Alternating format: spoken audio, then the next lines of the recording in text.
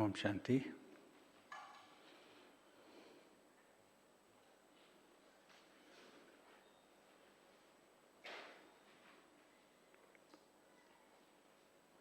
ಶ್ರೀಕೃಷ್ಣನ ಜನ್ಮ ದಿವಸ ಇವತ್ತು.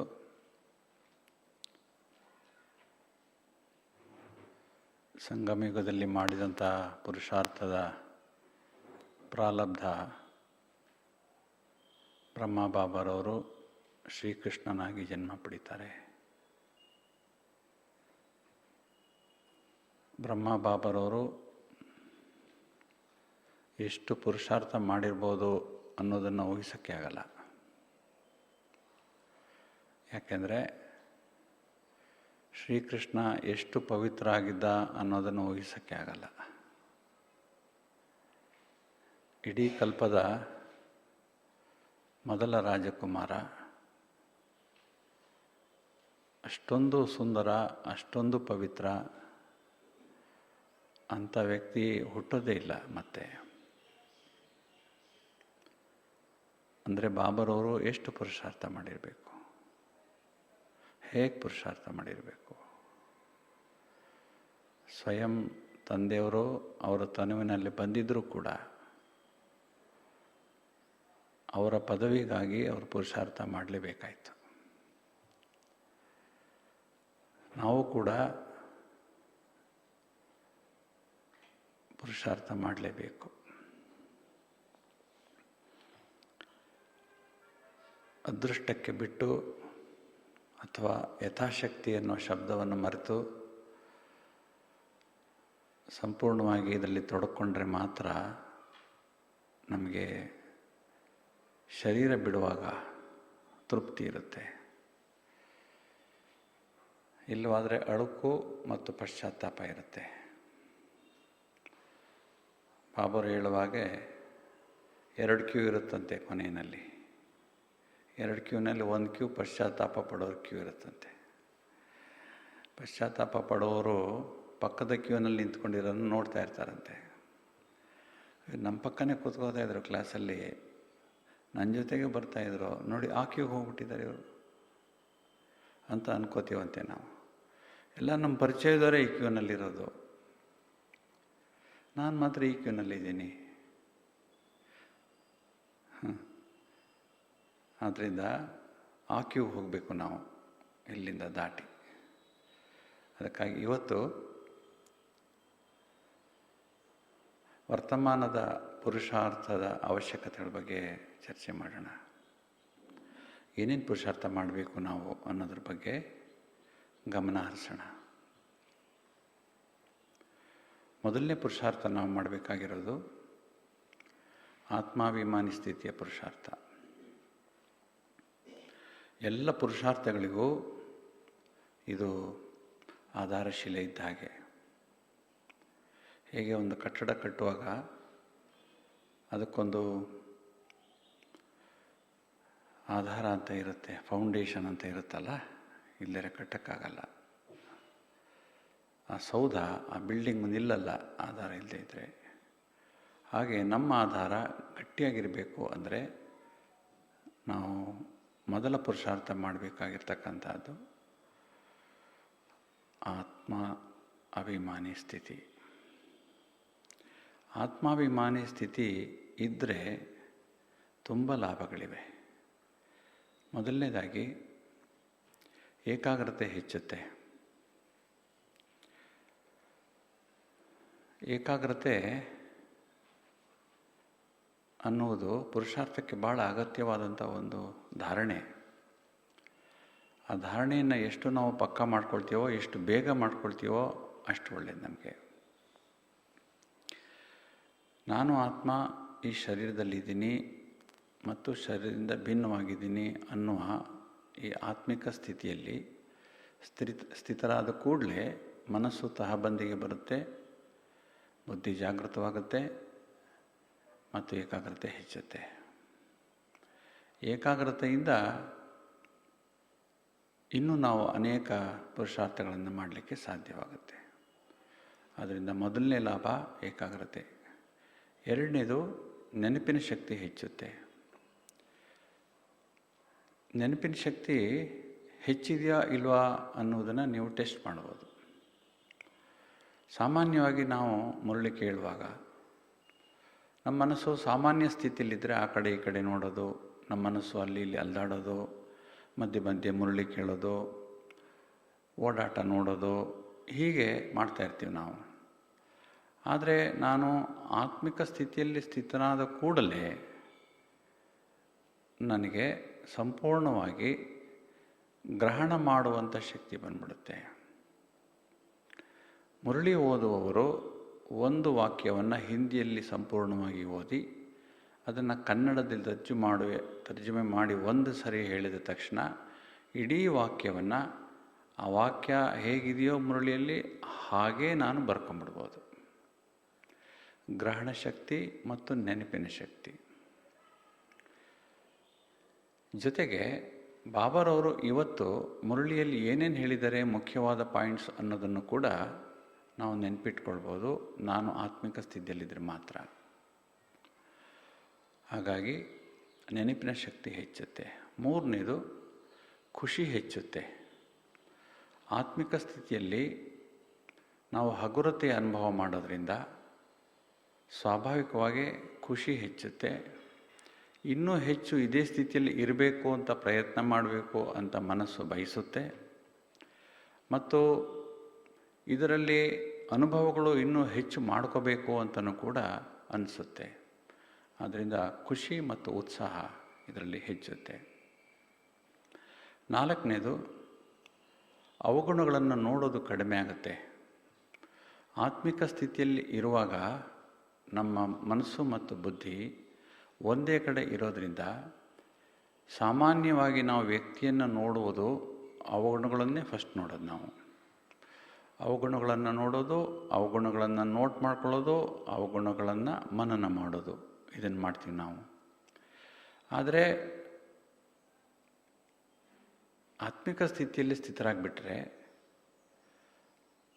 ನಮಗೆ ಹೇಗನ್ಸುತ್ತೆ ಅಂದರೆ, ಈ ಡ್ರಾಮಾದಲ್ಲಿ ಎಲ್ಲರೂ ಪಾತ್ರಧಾರಿಗಳು ಅವ್ರವ್ರ ಪಾತ್ರ ಮಾಡ್ತಾಯಿದ್ದಾರೆ, ಯಾರ್ಯಾರು ಏನೇನು ಮಾಡ್ತಾಯಿದ್ದಾರೋ ಸರಿಯಾಗಿ ಮಾಡ್ತಾಯಿದ್ದಾರೆ ಅಂತ ಅನಿಸುತ್ತೆ. ಸಾಮಾನ್ಯ ಸ್ಥಿತಿಯಲ್ಲಿ ಇರಬೇಕಂದ್ರೆ ಅವರು ಆ ತಪ್ಪು ಮಾಡ್ತಾಯಿದ್ದಾರೆ, ಇವರು ಈ ತಪ್ಪು ಮಾಡ್ತಾಯಿದ್ದಾರೆ, ಅವ್ರು ಹಾಗೆ ಮಾಡಬೇಕಾಗಿತ್ತು, ಇವ್ರು ಹೀಗೆ ಮಾಡಬೇಕಾಗಿತ್ತು ಅಂತ ನನ್ನ ಮನಸ್ಸು ಹೇಳ್ತಾ ಇರುತ್ತೆ. ಆತ್ಮಿಕ ಸ್ಥಿತಿಯಲ್ಲಿ ಹಾಗಲ್ಲ. ಹೇಗಿದ್ದಾರೋ ಹಾಗೆ, ಏನು ನಡೀತಾ ಇದೆಯೋ ಹಾಗೆ ಸ್ವೀಕಾರ ಮನೋಭಾವ ಬಂದ್ಬಿಡುತ್ತೆ. ಆದ್ದರಿಂದ ಅವಗುಣಗಳನ್ನು ನೋಡದೇ ಇರೋದಿದೆಯಲ್ಲ, ಅದು ಬಹಳ ಒಳ್ಳೆಯ ಧಾರಣೆ, ಅದು ಪುರುಷಾರ್ಥಕ್ಕೆ. ಐದನೇದು, ಅನಾಸಕ್ತ ಭಾವನೆ ಬರುತ್ತೆ. ಆಸಕ್ತಿ ಯಾವುದಲ್ಲಿರುತ್ತೆ ನಮಗೆ ಅಂದರೆ, ಬ್ರಹ್ಮಕುಮಾರ ಕುಮಾರಿಯರಿಗೆ ಮಾಹಿತಿಯನ್ನು ಸಂಗ್ರಹ ಮಾಡೋದು, ಮಾಹಿತಿಯನ್ನು ಹಂಚುವುದು, ಇದರ ಬಗ್ಗೆ ಜಾಸ್ತಿ ಇರುತ್ತೆ ಆಸಕ್ತಿ. ನಾವು ಅನಾಸಕ್ತರಾದರೆ, ಆತ್ಮಿಕ ಸ್ಥಿತಿಯಲ್ಲಿದ್ದರೆ ಅನಾಸಕ್ತರಾಗ್ತೀವಿ. ಅನಾಸಕ್ತರಾದರೆ ಯಾವ ಮೂಲದಿಂದ ನಮಗೆ ಇಂತಹ ಅನಗತ್ಯ ಮಾಹಿತಿಗಳು ಬರ್ತಾವೋ ಅದರ ಬಗ್ಗೆ ಆಸಕ್ತಿನೇ ತೋರಿಸ್ತಾ ಇದ್ದರೆ ಮಾಹಿತಿ ಕೊಡುವವ್ರಿಗೆ ಆಸಕ್ತಿ ಇರಲ್ಲ ಆವಾಗ. ಇದು ಬಾಬಾರು ಹೇಳ್ತಾರೆ, ನಿಮ್ಮ ಮನಸ್ಸು ಅನ್ನೋದು ಕಸದ ಬುಟ್ಟಿ ಅಲ್ಲ. ಎಲ್ಲರೂ ಅವರವರ ಕಸಗನ್ನು ತಂದು ನಿಮ್ಮ ತಲೆಗೆ ತುಂಬಲಿಕ್ಕೆ ಮತ್ತು ನೀವು ಅದನ್ನು ಮನನ ಮಾಡಿ ಅದರ ಬಗ್ಗೆ ಪ್ರಶ್ನೆಗಳನ್ನು ಉತ್ಪಾದನೆ ಮಾಡಿಕೊಂಡು ಅದಕ್ಕೆ ಉತ್ತರಗಳನ್ನು ಹುಡುಕಿ ಅದರ ಬಗ್ಗೆ ಒಂದು ಪ್ರಬಂಧವನ್ನು ಬರೆದು ಮನಸ್ಸಿನಲ್ಲೇ ಎಲ್ಲ ರೆಡಿ ಮಾಡಿ ಇಟ್ಕೊಂಡಿರ್ತೀವಿ, ಫೈಲ್ಗಳಲ್ಲಿ ಜೋಡಿಸಿ. ಇದು ನನಗೆ ಅವಶ್ಯಕತೆ ಇಲ್ಲ. ಅನಾಸಕ್ತ ವೃತ್ತಿ ಇದ್ದರೆ ಯಾವುದು ಬೇಕು, ನನಗೆ ಯಾವುದು ಬೇಡ ಅನ್ನುವುದು ನಿರ್ಧಾರ ಮಾಡುವಂಥ ಶಕ್ತಿ ನನಗೆ ಇಮ್ಮಿಡಿಯೇಟಾಗಿ ಬಂದ್ಬಿಡುತ್ತೆ. ಯಾವ ಮಾಹಿತಿ ಬೇಕು, ಯಾವ ಮಾಹಿತಿ ಬೇಡ, ಯಾರು ಬೇಕು, ಯಾರು ಬೇಡ, ಏನು ಬೇಕು, ಏನು ಬೇಡ, ತಕ್ಷಣ ನನಗೆ ನಿರ್ಧಾರ ಮಾಡಿಕೊಳ್ಳುವಂಥ ಶಕ್ತಿ ಬರುತ್ತೆ. ಆದ್ದರಿಂದ ಅನಾಸಕ್ತ ವೃತ್ತಿ ಹೆಚ್ಚುತ್ತೆ. ಮತ್ತು ಆರನೇದಾಗಿ ನಮ್ರತೆ ಹೆಚ್ಚುತ್ತೆ. ನಾನು ಅಂದ ತಕ್ಷಣ ನಮಗೆ ನೆನಪಿಗೆ ಬರೋದು ಫಸ್ಟು ಶರೀರ, ನನ್ನ ವಿಶೇಷತೆಗಳು, ನನ್ನಲ್ಲಿರುವಂತಹ ಗುಣಗಳು ಅಥವಾ ಶಕ್ತಿಗಳು, ಇವೇ ನನಗೆ ನೆನಪಲ್ಲಿ ತಲೆಯಲ್ಲಿ ಓಡಾಡ್ತಾ ಇರುತ್ತೆ. ಆದರೆ ಯಾವಾಗ ನಾನು ಆತ್ಮ ಅಂತ ನನ್ನ ತಲೆ ಒಳಗಡೆ ಬಂದು ಆತ್ಮವನ್ನೇ ನೋಡೋಕ್ಕೆ ಶುರು ಮಾಡಿಬಿಡ್ತೀನಿ, ಆವಾಗ ಸ್ವಾಭಾವಿಕವಾಗಿ ನನಗೆ ನಮ್ರತೆ ಒಳಗಿಂದ ಪ್ರಾರಂಭವಾಗುತ್ತೆ. ಶರೀರ ಇಲ್ಲದಿದ್ದರೆ ಸ್ವಾಭಾವಿಕವಾದ ನಮ್ರತೆ ಬಂದೇ ಬಿಡುತ್ತೆ.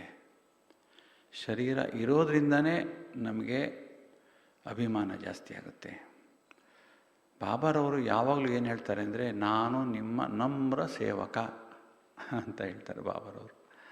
ನಾನು ನಿಮ್ಮ ಸೇವಕ ಶಿವಬಾಬರು. ನಾವು ಅವ್ರ ಹಂತ ತಲುಪಬೇಕು. ಬಾಬಾ ಹೇಳ್ತಾರೆ ಅನೇಕ ಬಾರಿ, ನಮ್ರತೆ ಬಹಳ ಮುಖ್ಯ ಮಕ್ಕಳೇ ಸೇವೆ ಮಾಡಲಿಕ್ಕೆ ಅಂತ. ನಮ್ರತೆಯನ್ನು ಉಪಯೋಗಿಸ್ಕೋಬೇಕಂದ್ರೆ ನಾವು ಆತ್ಮಿಕ ಸ್ಥಿತಿಯನ್ನು ಅನುಭವ ಮಾಡಲೇಬೇಕು. ಆದ್ದರಿಂದ 6 ಗುಣಗಳನ್ನು ನಾವು ಪಟ್ಟಿ ಮಾಡಿದ್ದೇವೆ. 6 ಗುಣಗಳು ಒಂದೇ ಸ್ಥಿತಿಯಲ್ಲಿ ನಮ್ಮದಾಗ್ಬಿಡುತ್ತೆ. ಒಂದೇ ಕಲ್ಲಿಗೆ 6 ಹಕ್ಕಿ ಬೀಳುತ್ತೆ ಒಂದು ಸ್ಥಿತಿ ಅಭ್ಯಾಸ ಮಾಡಿದ್ರೆ. ದಿವಸಕ್ಕೆ ಎಷ್ಟೊತ್ತು ಅಭ್ಯಾಸ ಮಾಡಬೇಕು ಅಂದರೆ, ಎಲ್ಲ ಅಭ್ಯಾಸಗಳಿಗೂ ಪ್ರಾರಂಭನೇ ಆತ್ಮಿಕ ಸ್ಥಿತಿಯಾಗಿರೋದ್ರಿಂದ ಎಷ್ಟೊತ್ತಾಗುತ್ತೋ ಅಷ್ಟೊತ್ತು ಇದನ್ನು ಅಭ್ಯಾಸ ಮಾಡೋದು ತುಂಬ ಒಳ್ಳೆಯದು. ಯಾಕಂದರೆ ಈ ಸ್ಥಿತಿಯಲ್ಲಿ ಇದ್ದು ನಾವು ಬೇರೆ ಕೆಲಸಗಳನ್ನು ಮಾಡ್ಕೋಬೋದು. ಮಲ್ಟಿ ಟಾಸ್ಕಿಂಗ್ ಬೇಕಾದ್ರೆ ಮಾಡ್ಕೋಬೋದು. 2-3 ಕೆಲಸ ಒಟ್ಟಿಗೆ ಮಾಡ್ಬೋದು. ಇದನ್ನು ಇಟ್ಕೊಂಡು ನಾವು ಫ್ರೀಯಾಗಿರುವಾಗ ನನ್ನ ಮೈಂಡು ತಕ್ಷಣ ಆತ್ಮಿಕ ಸ್ಥಿತಿಗೆ ಹೊರಟು ಬಿಡಬೇಕು. ಆ ಥರ ಆಟೋ ಪೈಲಟ್ ಸ್ಥಿತಿ ಹಾಕೊಂಡ್ಬಿಡ್ಬೇಕು ನಾವು. ಆಟೋ ಪೈಲಟ್ ಅಂದರೆ ನನಗೇನು ನನ್ನ ಮನಸ್ಸಿಗೇನು ಕೆಲಸ ಇಲ್ಲ ಅಂದರೆ ತಕ್ಷಣ ಅಲ್ಲೋ ಕೂತ್ಕೊಂಡ್ಬಿಡ್ಬೇಕು ಒಳಗಡೆ, ನಾನು ಆತ್ಮ. ಈ ಅನುಭವ ನನಗೆ ಪದೇ ಪದೇ ಆಗಿಬಿಟ್ರೆ, ದಿವಸಕ್ಕೆ ಅಟ್ಲೀಸ್ಟ್ ಒಂದು 3-4 ಅವರ್ಸ್ ಆದರೂ ಮಿನಿಮಮ್ ನಾವು ಅಭ್ಯಾಸ ಮಾಡಿದ್ರೆ ನಮ್ಮ ಜೀವನದ ದಿಕ್ಕೇ ಬದಲಾವಣೆ ಆಗಿಬಿಡುತ್ತೆ. ಬೆಳಗ್ಗೆ ಎದ್ದ ಕೂಡಲೇ ಆತ್ಮಿಕ ಸ್ಥಿತಿ, ಸ್ನಾನ ಮಾಡುವಾಗ ಆತ್ಮಿಕ ಸ್ಥಿತಿ, ಬಟ್ಟೆ ಹಾಕ್ಕೊಳ್ಳುವಾಗ ಆತ್ಮಿಕ ಸ್ಥಿತಿ, ಮುರಳಿ ಕೇಳುವಾಗ ಆತ್ಮಿಕ ಸ್ಥಿತಿ, ತಿರ್ಗಿ ಯೋಗ ಮಾಡುವಾಗ ಆತ್ಮಿಕ ಸ್ಥಿತಿ, ತಿಂಡಿ ತಿನ್ನುವಾಗ ಆತ್ಮಿಕ ಸ್ಥಿತಿ. ಕೆಲಸ ಮಾಡುವಾಗ ಮನಸ್ಸು ಬುದ್ಧಿ ಎರಡನ್ನೂ ಫೋಕಸ್ ಮಾಡೋ ಸಮಯದಲ್ಲಿ ಆಗೋದಿಲ್ಲ, ಬಿಟ್ಬಿಡೋಣ, ನೋ ಪ್ರಾಬ್ಲಮ್. ಬಟ್ ಅದಾದ ಕೂಡಲೇ ಶುರು ಮಾಡಬೇಕು ಮತ್ತೆ ಆತ್ಮಿಕ ಸ್ಥಿತಿಯನ್ನು. ಯಾಕೆಂದರೆ ಅಷ್ಟು ಶಕ್ತಿ ಇದೆ ಅದರಲ್ಲಿ. ಮತ್ತು ಇದಕ್ಕೇನು ನಾವು ಹೆಚ್ಚು ವ್ಯಯ ಮಾಡುವಂಥ ಅವಶ್ಯಕತೆ ಇಲ್ಲ. ಕೇವಲ ಮನಸ್ಸು ಮಾಡಬೇಕಷ್ಟೆ. ಇದರಲ್ಲಿ ಗಮನ ಇರಬೇಕು ಮತ್ತು ಮನಸ್ಸು ಮಾಡಬೇಕು. ಆದ್ದರಿಂದ ಇದು ನಾವು ಮೊದಲು ಮಾಡಬೇಕಾದಂತಹ ಪುರುಷಾರ್ಥ, ಆತ್ಮಾಭಿಮಾನಿ ಸ್ಥಿತಿ.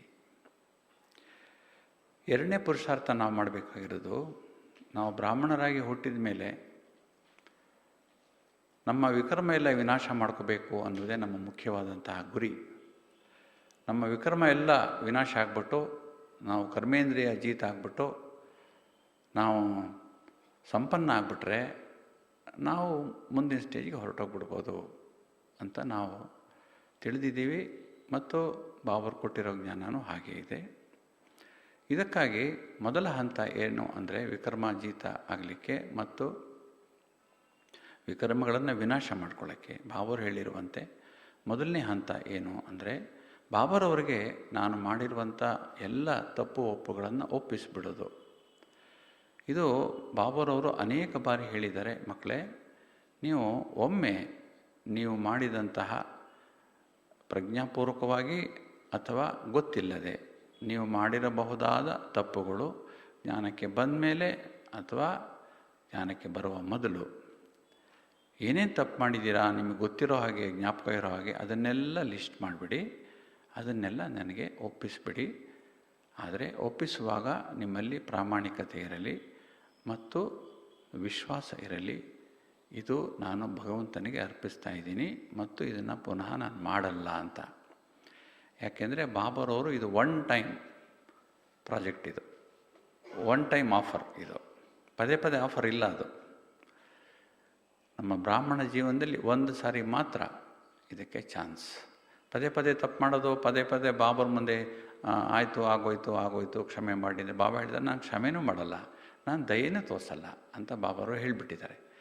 ನೀವುಂಟು, ನಿಮ್ಮ ಕರ್ಮ ಉಂಟು. ಆದರೆ ಒಮ್ಮೆ ಮಾತ್ರ ನಿಮಗೆ ಅಲೋಯನ್ಸ್ ಇದೆ 50% ರಿಪೀಟ್ಗೆ. ಆದ್ದರಿಂದ ಈ ಒಂದು ಪ್ರಯತ್ನವನ್ನು ನಾವು ಮಾಡಲೇಬೇಕು. ಬರೆದು ಬಾಬಾರವ್ರಿಗೆ ತಿಳಿಸಿ ಚೆನ್ನಾಗಿ ಯೋಗ ಮಾಡಿ ಆಮೇಲೆ ಹರಿದಾಕ್ಬೋದು, ಅದೇನು ತೊಂದರೆ ಇಲ್ಲ. ಅದನ್ನೇನು ಇಟ್ಕೋಬೇಕು, ಅದು ಮೌಂಟ್ ಅಬು ಕಳಿಸ್ಬೇಕು ಅಂತ ಏನಿಲ್ಲ, ಹರಿದಾಕ್ಬಿಡ್ಬೋದು. ಇದು ನಮ್ಮ ಮತ್ತು ಬಾಬಾವ್ರ ಮಧ್ಯೆ ನಡೆಯುವಂಥ ವ್ಯವಹಾರ ಅಷ್ಟೇ. ಯಾಕೆಂದರೆ ಬಾಬಾವ್ರು ಆಫರ್ ಮಾಡಿದ್ದಾರೆ, ನಾನು ಅಕ್ಸೆಪ್ಟ್ ಮಾಡ್ಕೊಳ್ತೀನಿ ಮತ್ತು ಅದರಂತೆ ನಡೀತೀನಿ. ಆದರೆ ಎಚ್ಚರಿಕೆ ಇಡಬೇಕು, ನಾನು ಏನು ಬರೆದಿದ್ದೀನಲ್ಲ ಆ ತಪ್ಪು ಮರುಕಳಿಸದ ಹಾಗೆ ನಾನು ನೋಡ್ಕೋಬೇಕು. ಎರಡನೇ ಹಂತ, ಆದಷ್ಟು ನಾವು ಒಳ್ಳೆ ಕರ್ಮಗಳನ್ನು ಮಾಡೋದು. ಯಾಕೆಂದರೆ ವಿಕರ್ಮಗಳ ಖಾತೆ ಅಂತ ಬಾಬಾರವ್ರು ಹೇಳ್ತಾರೆ. ವಿಕರ್ಮಗಳ ಖಾತೆ ತುಂಬ ಇರುವಾಗ ವಿಕರ್ಮಗಳನ್ನು ಕಮ್ಮಿ ಮಾಡಬೇಕಂದ್ರೆ ಸುಕರ್ಮಗಳನ್ನು ಮಾಡಬೇಕು, ನಾವು ಒಳ್ಳೆ ಕರ್ಮಗಳನ್ನು ಮಾಡಬೇಕು. ಮತ್ತು ನಾವು ಸೇವೆ ಮಾಡೋದು ಹೇಗಿರಬೇಕಪ್ಪ ಅಂದರೆ ಅನೇಕರ ಆಶೀರ್ವಾದ ನಮಗೆ ದೊರಕಬೇಕು. ಇದರಿಂದ ನಮ್ಮ ಸುಕರ್ಮದ ಖಾತೆ ಹೆಚ್ಚಾಗುತ್ತೆ, ವಿಕರ್ಮಗಳ ಹೊರೆ ಕಡಿಮೆ ಆಗ್ತಾ ಹೋಗುತ್ತೆ. ಇಲ್ಲಿ ನಾನು ನಿಮಗೆ 2 ನಿದರ್ಶನಗಳನ್ನು ಕೊಡೋಕ್ಕೆ ಇಷ್ಟಪಡ್ತೀನಿ. ಮೊದಲನೇದು ಬ್ರಹ್ಮ ಬಾಬಾವರು ಮಾಡಿದಂಥ ಒಂದು ಉಪಕಾರದ ಒಂದು ನಿದರ್ಶನ. ಬ್ರಹ್ಮ ಬಾಬಾರವರು ಪಾಂಡವ ಭವನದಲ್ಲಿ ಇರುವಾಗ ಒಬ್ಬ ಸಮರ್ಪಿತ ಸಹೋದರ ಬಾಬಾರವ್ರ ಜೊತೆಯಲ್ಲೇ ಇದ್ದಂಥವರು ಹೊರಗಡೆ ಹೊರಟೋಗ್ತಾರೆ. ಯಾವುದೋ ಒಂದು ಕಾರಣಕ್ಕೆ ಜಗಳ ಆಡಿಕೊಂಡು ಮನಸ್ತಾಪ ಮಾಡಿಕೊಂಡು ಹೊರಗಡೆ ಹೊರಟೋಗ್ಬಿಡ್ತಾರೆ.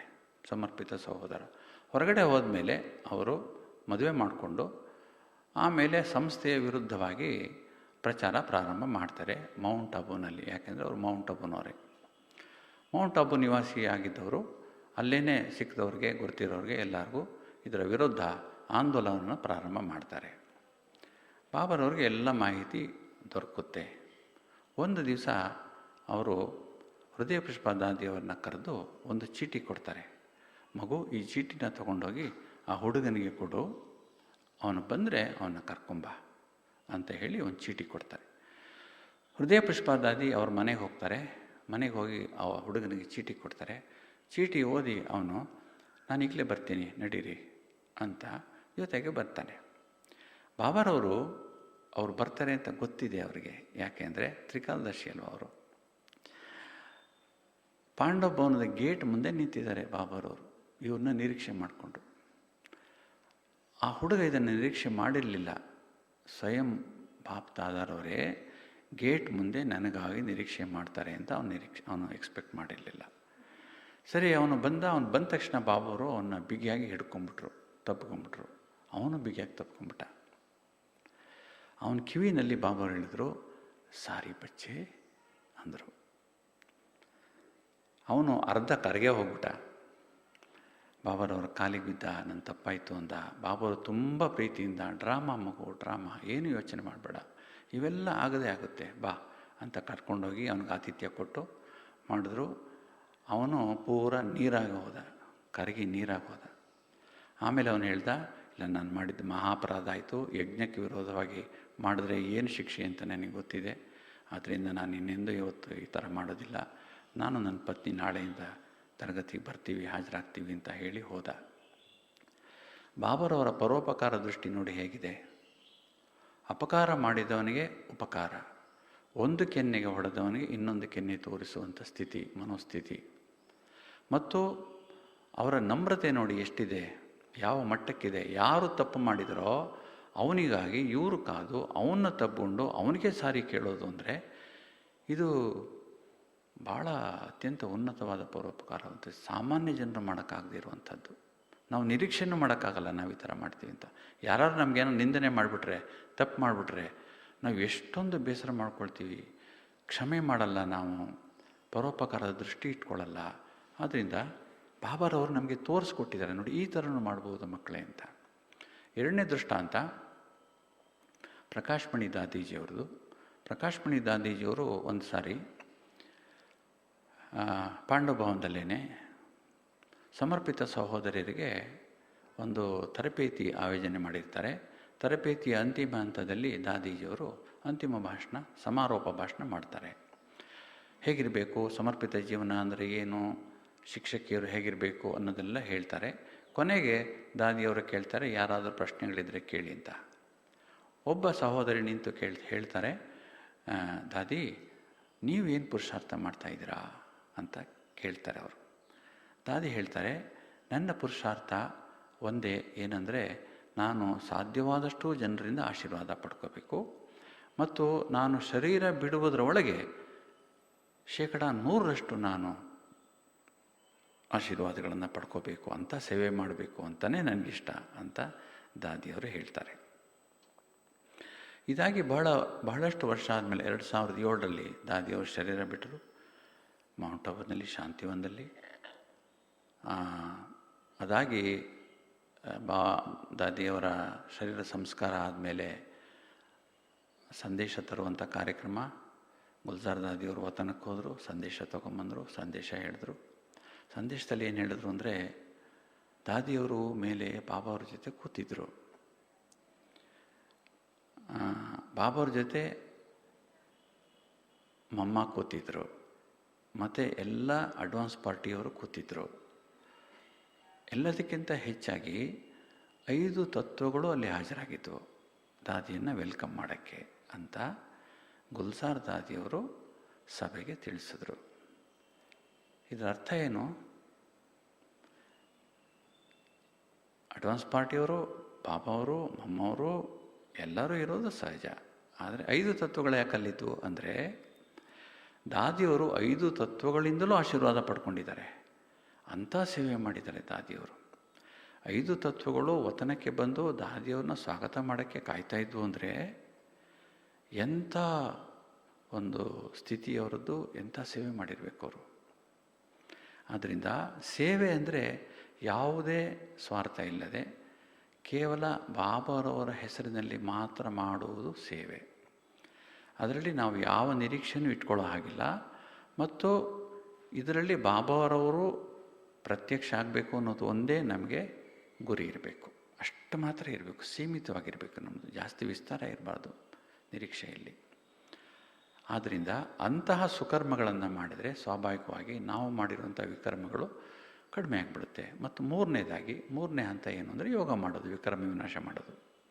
ಯೋಗ ಮಾಡೋದು ಅಂದರೆ ಬಾಬಾರವರು ಹೇಳಿದ್ದಾರೆ, ಪರಮಾತ್ಮ ನೆನಪು ಮಾಡೋದು ಮತ್ತು 5 ಸ್ವರೂಪಗಳ ಯೋಗ ಮಾಡೋದು, ಅಥವಾ 84 ಚಕ್ರಗಳನ್ನು ಮನಸ್ಸಿನಲ್ಲಿ ತಿರುಗಿಸೋದು, ಚಕ್ರ ತಿರುಗಿಸೋದು ಅಂತ ಬಾಬಾರವರು ಹೇಳ್ತಾರೆ. ಇವೆರಡು ರೀತಿಯಿಂದ ನಾವು ವಿಕರ್ಮ ವಿನಾಶ ಮಾಡ್ಕೋಬೋದು. ಆದ್ದರಿಂದ 2ನೇ ಪುರುಷಾರ್ಥ ನಾವು ಮಾಡಬೇಕಾಗಿರೋದು ವಿಕರ್ಮ ವಿನಾಶ. ವಿಕರ್ಮ ವಿನಾಶದಲ್ಲಿ 3 ಹಂತಗಳು. ಈ 3 ಹಂತಗಳನ್ನು ನೆನಪಿಟ್ಕೊಂಡು 3ನ್ನೂ ಉಪಯೋಗಿಸ್ಕೊಂಡು ನಮ್ಮ ವಿಕರ್ಮಗಳನ್ನು ವಿನಾಶ ಮಾಡಬೇಕು. 3ನೇ ಪ್ರಯತ್ನ, 3ನೇ ಪುರುಷಾರ್ಥ ಏನು ಅಂದರೆ ದೇಹದಿಂದ ಭಿನ್ನರಾಗುವಂತಹ ಪ್ರಯತ್ನ ಮಾಡಬೇಕು.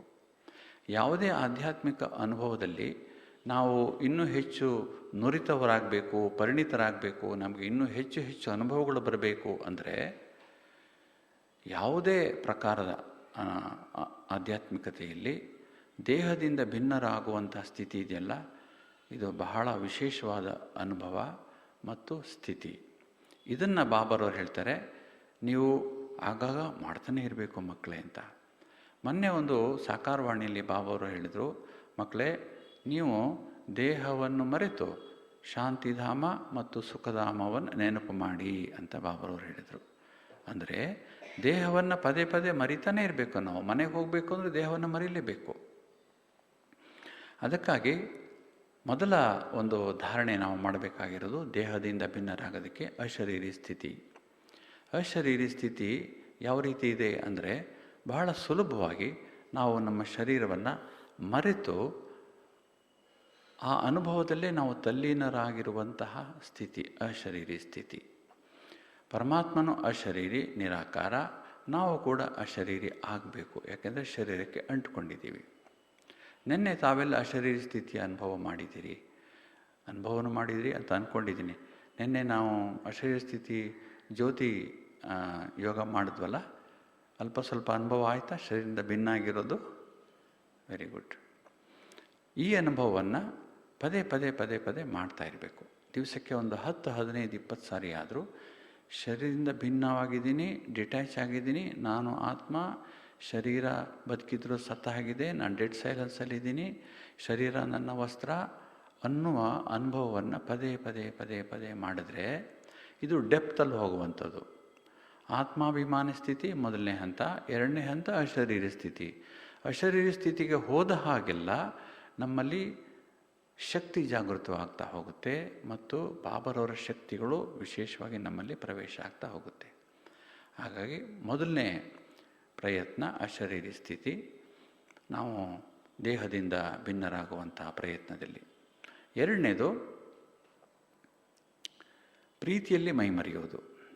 ಯಾಕೆಂದರೆ ಶರೀರದಿಂದ ಭಿನ್ನರಾಗುವುದು ಅಂದರೆ ಶರೀರವನ್ನು ಮರೆಯುವುದು ಅಂತಲೇ ಅರ್ಥ.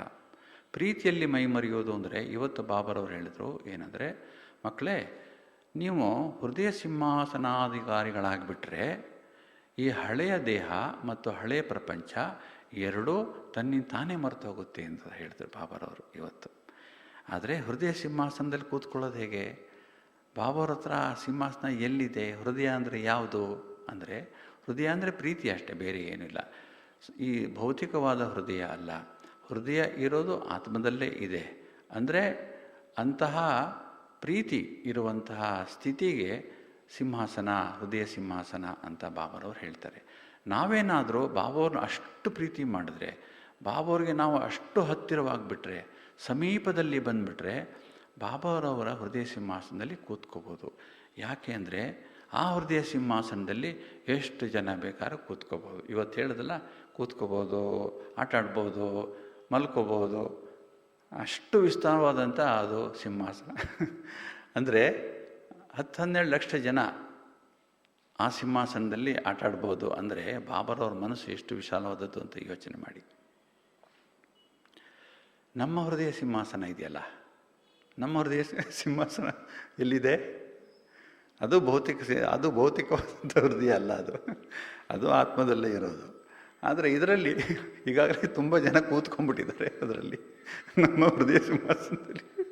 ಅದರಿಂದ ಕುಳಿತಿರೋರನ್ನೆಲ್ಲ ಇಳಿಸಿ ನಾವು ಅಲ್ಲಿ ಬಾಬರವನ್ನು ಮಾತ್ರ ಪ್ರತಿಷ್ಠಾಪನೆ ಮಾಡುವಂಥ ಪ್ರಯತ್ನವನ್ನು ಮಾಡಬೇಕು. ಯಾಕಂದರೆ ಬೇರೆ ದಾರಿ ಇಲ್ಲ ನಮಗೆ. ನಮ್ಮ ಪ್ರೀತಿ ಬೇರೆ ವ್ಯಕ್ತಿಗಳ ಜೊತೆ ಹಂಚಿಕೊಳ್ಳೋ ಹಾಗಿಲ್ಲ. ಆಧ್ಯಾತ್ಮಿಕ ಪ್ರೀತಿಯನ್ನು, ಲೌಕಿಕವಾದ ರೀತಿಯನ್ನು ಹಂಚಿಕೊಳ್ಳೋಣ, ತೊಂದರೆ ಇಲ್ಲ. ಆದರೆ ಆಧ್ಯಾತ್ಮಿಕ ಪ್ರೀತಿ, ಭಗವಂತನ ಪ್ರೀತಿಯ ಜೊತೆಗೆ ಬೇರೆಯ ಪ್ರೀತಿ ಪ್ರವೇಶ ಆಗೋ ಹಾಗಿಲ್ಲ. ಅಲ್ಲಿ ಎರಡು ಪ್ರೀತಿಗೂ ಅಂತರ ಇದೆ, ಎರಡು ಪ್ರೀತಿಗೂ ಮಧ್ಯ ರೇಖೆ ಇದೆ. ಅದನ್ನು ಗುರುತಿಸಬೇಕು ನಾವು. ಲೌಕಿಕ ಶರೀರಧಾರಿಗಳಿಗೆ ಧಾರೆ ಇರುವಂಥ ಪ್ರೀತಿಗೂ ಪರಮಾತ್ಮನ ಜೊತೆ ಇರುವಂಥ ಪ್ರೀತಿಗೂ ತುಂಬ ವ್ಯತ್ಯಾಸ ಇದೆ. ಈ ವ್ಯತ್ಯಾಸವನ್ನು ಅರಿತುಕೊಂಡು ನಾವು ಪರಮಾತ್ಮನನ್ನು ಸಂಪೂರ್ಣವಾಗಿ ನೆಚ್ಚಿಕೊಂಡು ಪ್ರೀತಿಸುವುದನ್ನು ಕಲಿಬೇಕು. ಪರಮಾತ್ಮನ ಜೊತೆ ಪ್ರೀತಿಸೋದು ಹೇಗೆ ಅಂದರೆ, ಪರಮಾತ್ಮನ ಜೊತೆ ಮಾತಾಡೋದು. ವ್ಯಕ್ತಿಗಳನ್ನು ಹೇಗೆ ಪ್ರೀತಿಸ್ತೀವಿ ನಾವು? ಮಾತಾಡ್ತೀವಿ, ಮೆಚ್ಕೋತೀವಿ, ಅವ್ರ ವಿಚಾರ ನಮ್ಗೆ ಹೇಳ್ತಾರೆ, ನಮ್ಮ ವಿಚಾರ ನಾವು ಅವ್ರಿಗೆ ಹೇಳ್ತೀವಿ. ಇಬ್ಬರು ಪರಸ್ಪರ ಚೆನ್ನಾಗಿದೆ ಅಂದರೆ ಪರಸ್ಪರ ಪ್ರೀತಿ ಶುರುವಾಗತ್ತೆ, ಇಷ್ಟಪಡ್ತೀವಿ ಪರಸ್ಪರ. ಇದೇ ಪ್ರೋಸೆಸ್ ಇದೆ. ಪರಮಾತ್ಮನ ಜೊತೆನೂ ಪ್ರೋಸೆಸ್ ಇದೇ ಮಾಡಬೇಕಾಗಿರೋದು. ನಾವು ಬಾಬರ ಜೊತೆ ಎಷ್ಟು ಸಾಧ್ಯವೋ ಅಷ್ಟು ನಾವು ಮಾತಾಡಿದ್ರೆ ಬಾಬರವರು ಮಾತಾಡ್ತಾರೆ. ಬಾಬರವ್ರು ಮಾತಾಡುವಂಥ ಮಾತುಗಳನ್ನು ಕೇಳ್ಕೊಳ್ಳುವಂಥ ಸ್ಥಿತಿ ನಂದಿರಬೇಕು. ನನ್ನ ಬುದ್ಧಿ ಅಷ್ಟು ಕ್ಲಿಯರ್ ಆಗಿರಬೇಕು. ಭಗವಂತ ನನಗೆ ಜೊತೆ ಮಾತಾಡ್ತಾ ಇದ್ದಾನೆ ಅಂತ ನನಗೆ ಅನ್ನಿಸ್ಬೇಕು. ನಾನು ಕೂತಿರೋದು ಫೋಟೋ ಮುಂದೆ,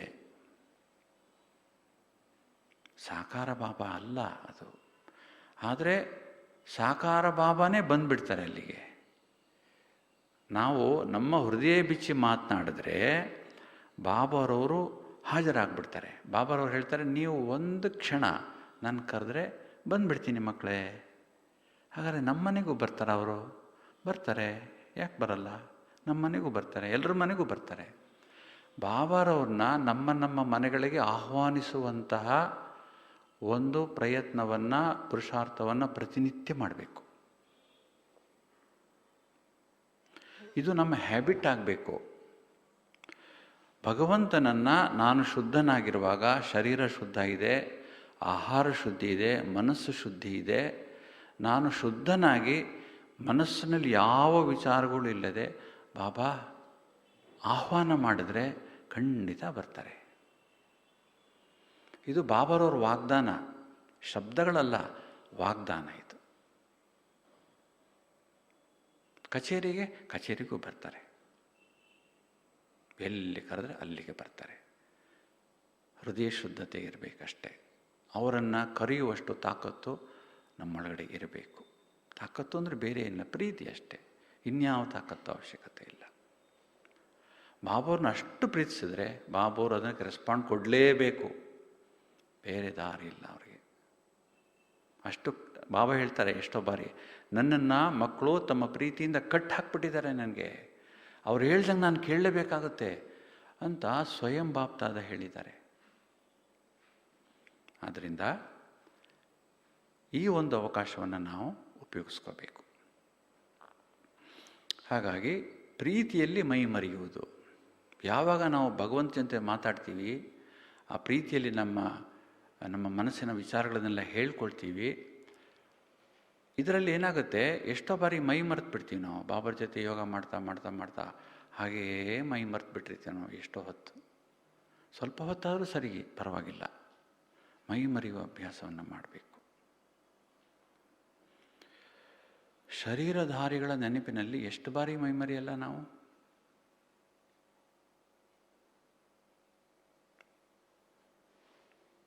ಆದರೆ ಪರಮಾತ್ಮನ ನೆನಪಿನಲ್ಲಿ ಎಷ್ಟು ಬಾರಿ ಮೈ ಮರಿತೀವಿ ನಾವು.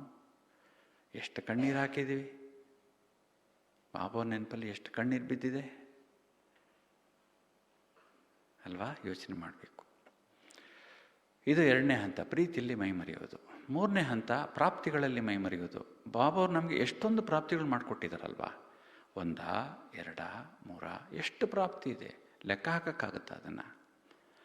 ಆ ಪ್ರಾಪ್ತಿಗಳನ್ನೆಲ್ಲ ನಾವು ಲಿಸ್ಟ್ ಮಾಡಿಬಿಟ್ರೆ, ನಾನು ಹೇಗಿದ್ದೆ ಮೊದಲು, ಇವಾಗ ಹೇಗಾಗಿದ್ದೀನಿ, ಮತ್ತು ಆವಾಗ ನನಗೇನು ಕೊಟ್ಟಿದ್ರು, ಇವಾಗ ಏನು ಕೊಡ್ತಾ ಇದ್ದಾರೆ, ಮುಂದೆ ಏನು ಕೊಡ್ತಾರೆ, ಈ ಪ್ರಾಪ್ತಿಗಳನ್ನು ನೋಡ್ಕೊಂಬಿಟ್ರೆ ನಮಗೆ ನಿಜವಾಗಿ ಆಶ್ಚರ್ಯ ಆಗುತ್ತೆ.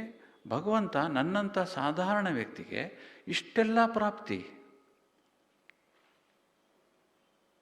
ಅಕೌಂಟ್ ಮಾಡೋಕ್ಕೆ ಆಗದೇ ಇರುವಷ್ಟು ಪ್ರಾಪ್ತಿಗಳು, ಲೆಕ್ಕ ಇಡೋಕ್ಕಾಗದೇ ಇರೋಷ್ಟು ಪ್ರಾಪ್ತಿಗಳಿವೆ.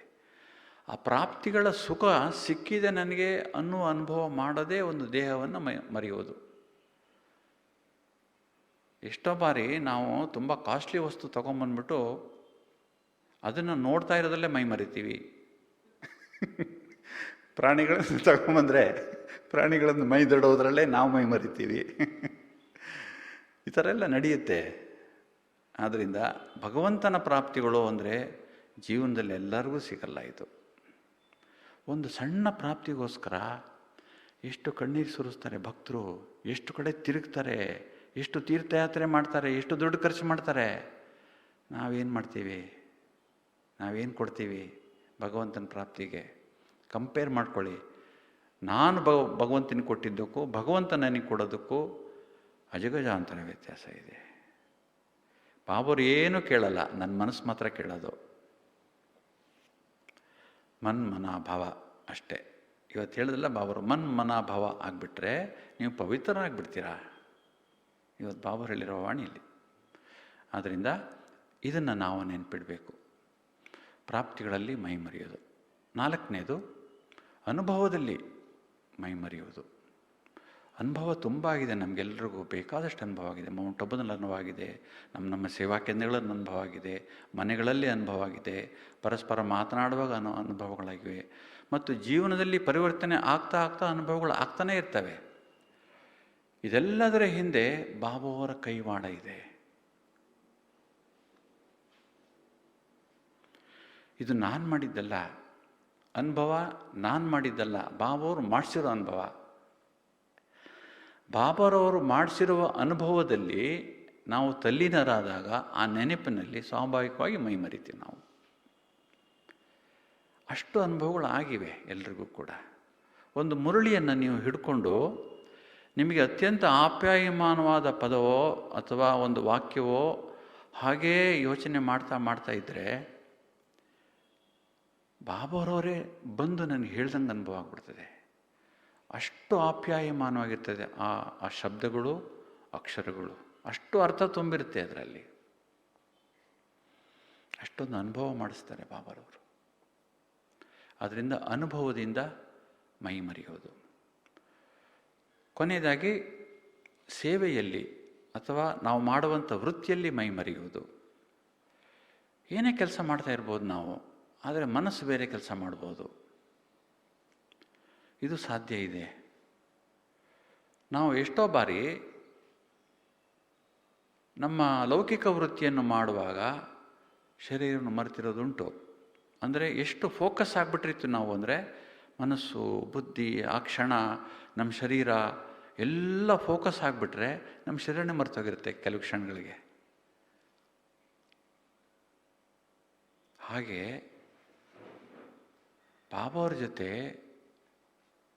ನಾವು ಮಿಂಗಲ್ ಆಗಿಬಿಟ್ರೆ, ಸೇರ್ಕೊಂಡ್ಬಿಟ್ರೆ, ಸೇವೆ ಮಾಡ್ತಾ ಮಾಡ್ತಾ ಆ ಅನುಭವ ಮಾಡೋಕ್ಕೂ ಸಾಧ್ಯ ಇದೆ. ಮಮ್ಮಾರವರು ಒಂದು ಸರಿ ಎಲ್ಲ ದಾದಿಗಳು ಎಲ್ಲ ದೊಡ್ಡವರು ಮಾಡಿರೋದು ಯಾಕೆ ಬಾಬಾವರು ಹೇಳ್ತಾರೆ ಪದೇ ಪದೇ ಅಂದರೆ, ಯಾಕೆ ರೆಕಾರ್ಡ್ ಆಗಿದೆ ಹಿಸ್ಟ್ರಿಯಲ್ಲಿ ಅಂದರೆ, ಇದು ನಮಗೆ ಫಾಲೋ ಮಾಡೋಕ್ಕೆ ಇರ್ತಕ್ಕಂಥ ಉಪಾಯಗಳು, ನಾವು ಮಾಡ್ಬೋದು ಅಂತ ತೋರ್ಸೋಕ್ಕೆ ಇವು ಮಾಡಿರೋದು ಎಲ್ಲರೂ.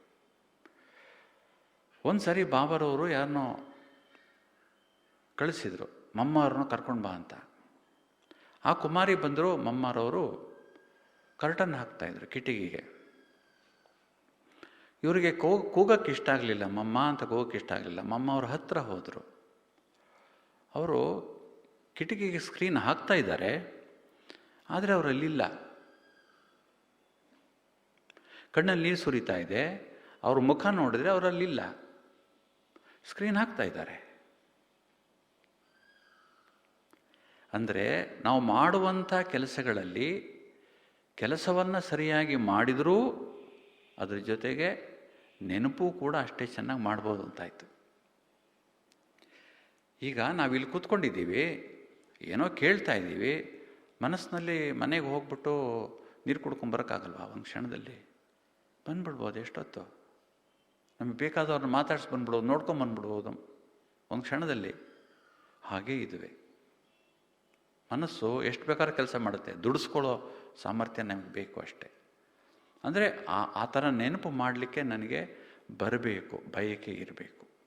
ಆದ್ದರಿಂದ ಮೈ ಮರೆಯುವಂಥ ಅಭ್ಯಾಸ ಆಧ್ಯಾತ್ಮದಲ್ಲಿ ಬಹಳ ಮುಖ್ಯವಾದಂಥ ಹಂತ ಅದು. ಕೊನೆಗೂ ಒಂದು ದಿವಸ ನಾವು ಶರೀರ ಮರಿಲೇಬೇಕಲ್ಲ, ಬಿಡಲೇಬೇಕಲ್ಲ. ಪದೇ ಪದೇ ಶರೀರ ಬಿಡುವಂಥ ಅಭ್ಯಾಸ ಮಾಡಿದವ್ರಿಗೆ ಕೊನೆಗೆ ಶರೀರ ಬಿಡೋದು ಅಭ್ಯಾಸ ಏನು ಮಾಡುವಂಥ ಅವಶ್ಯಕತೆ ಇಲ್ಲ.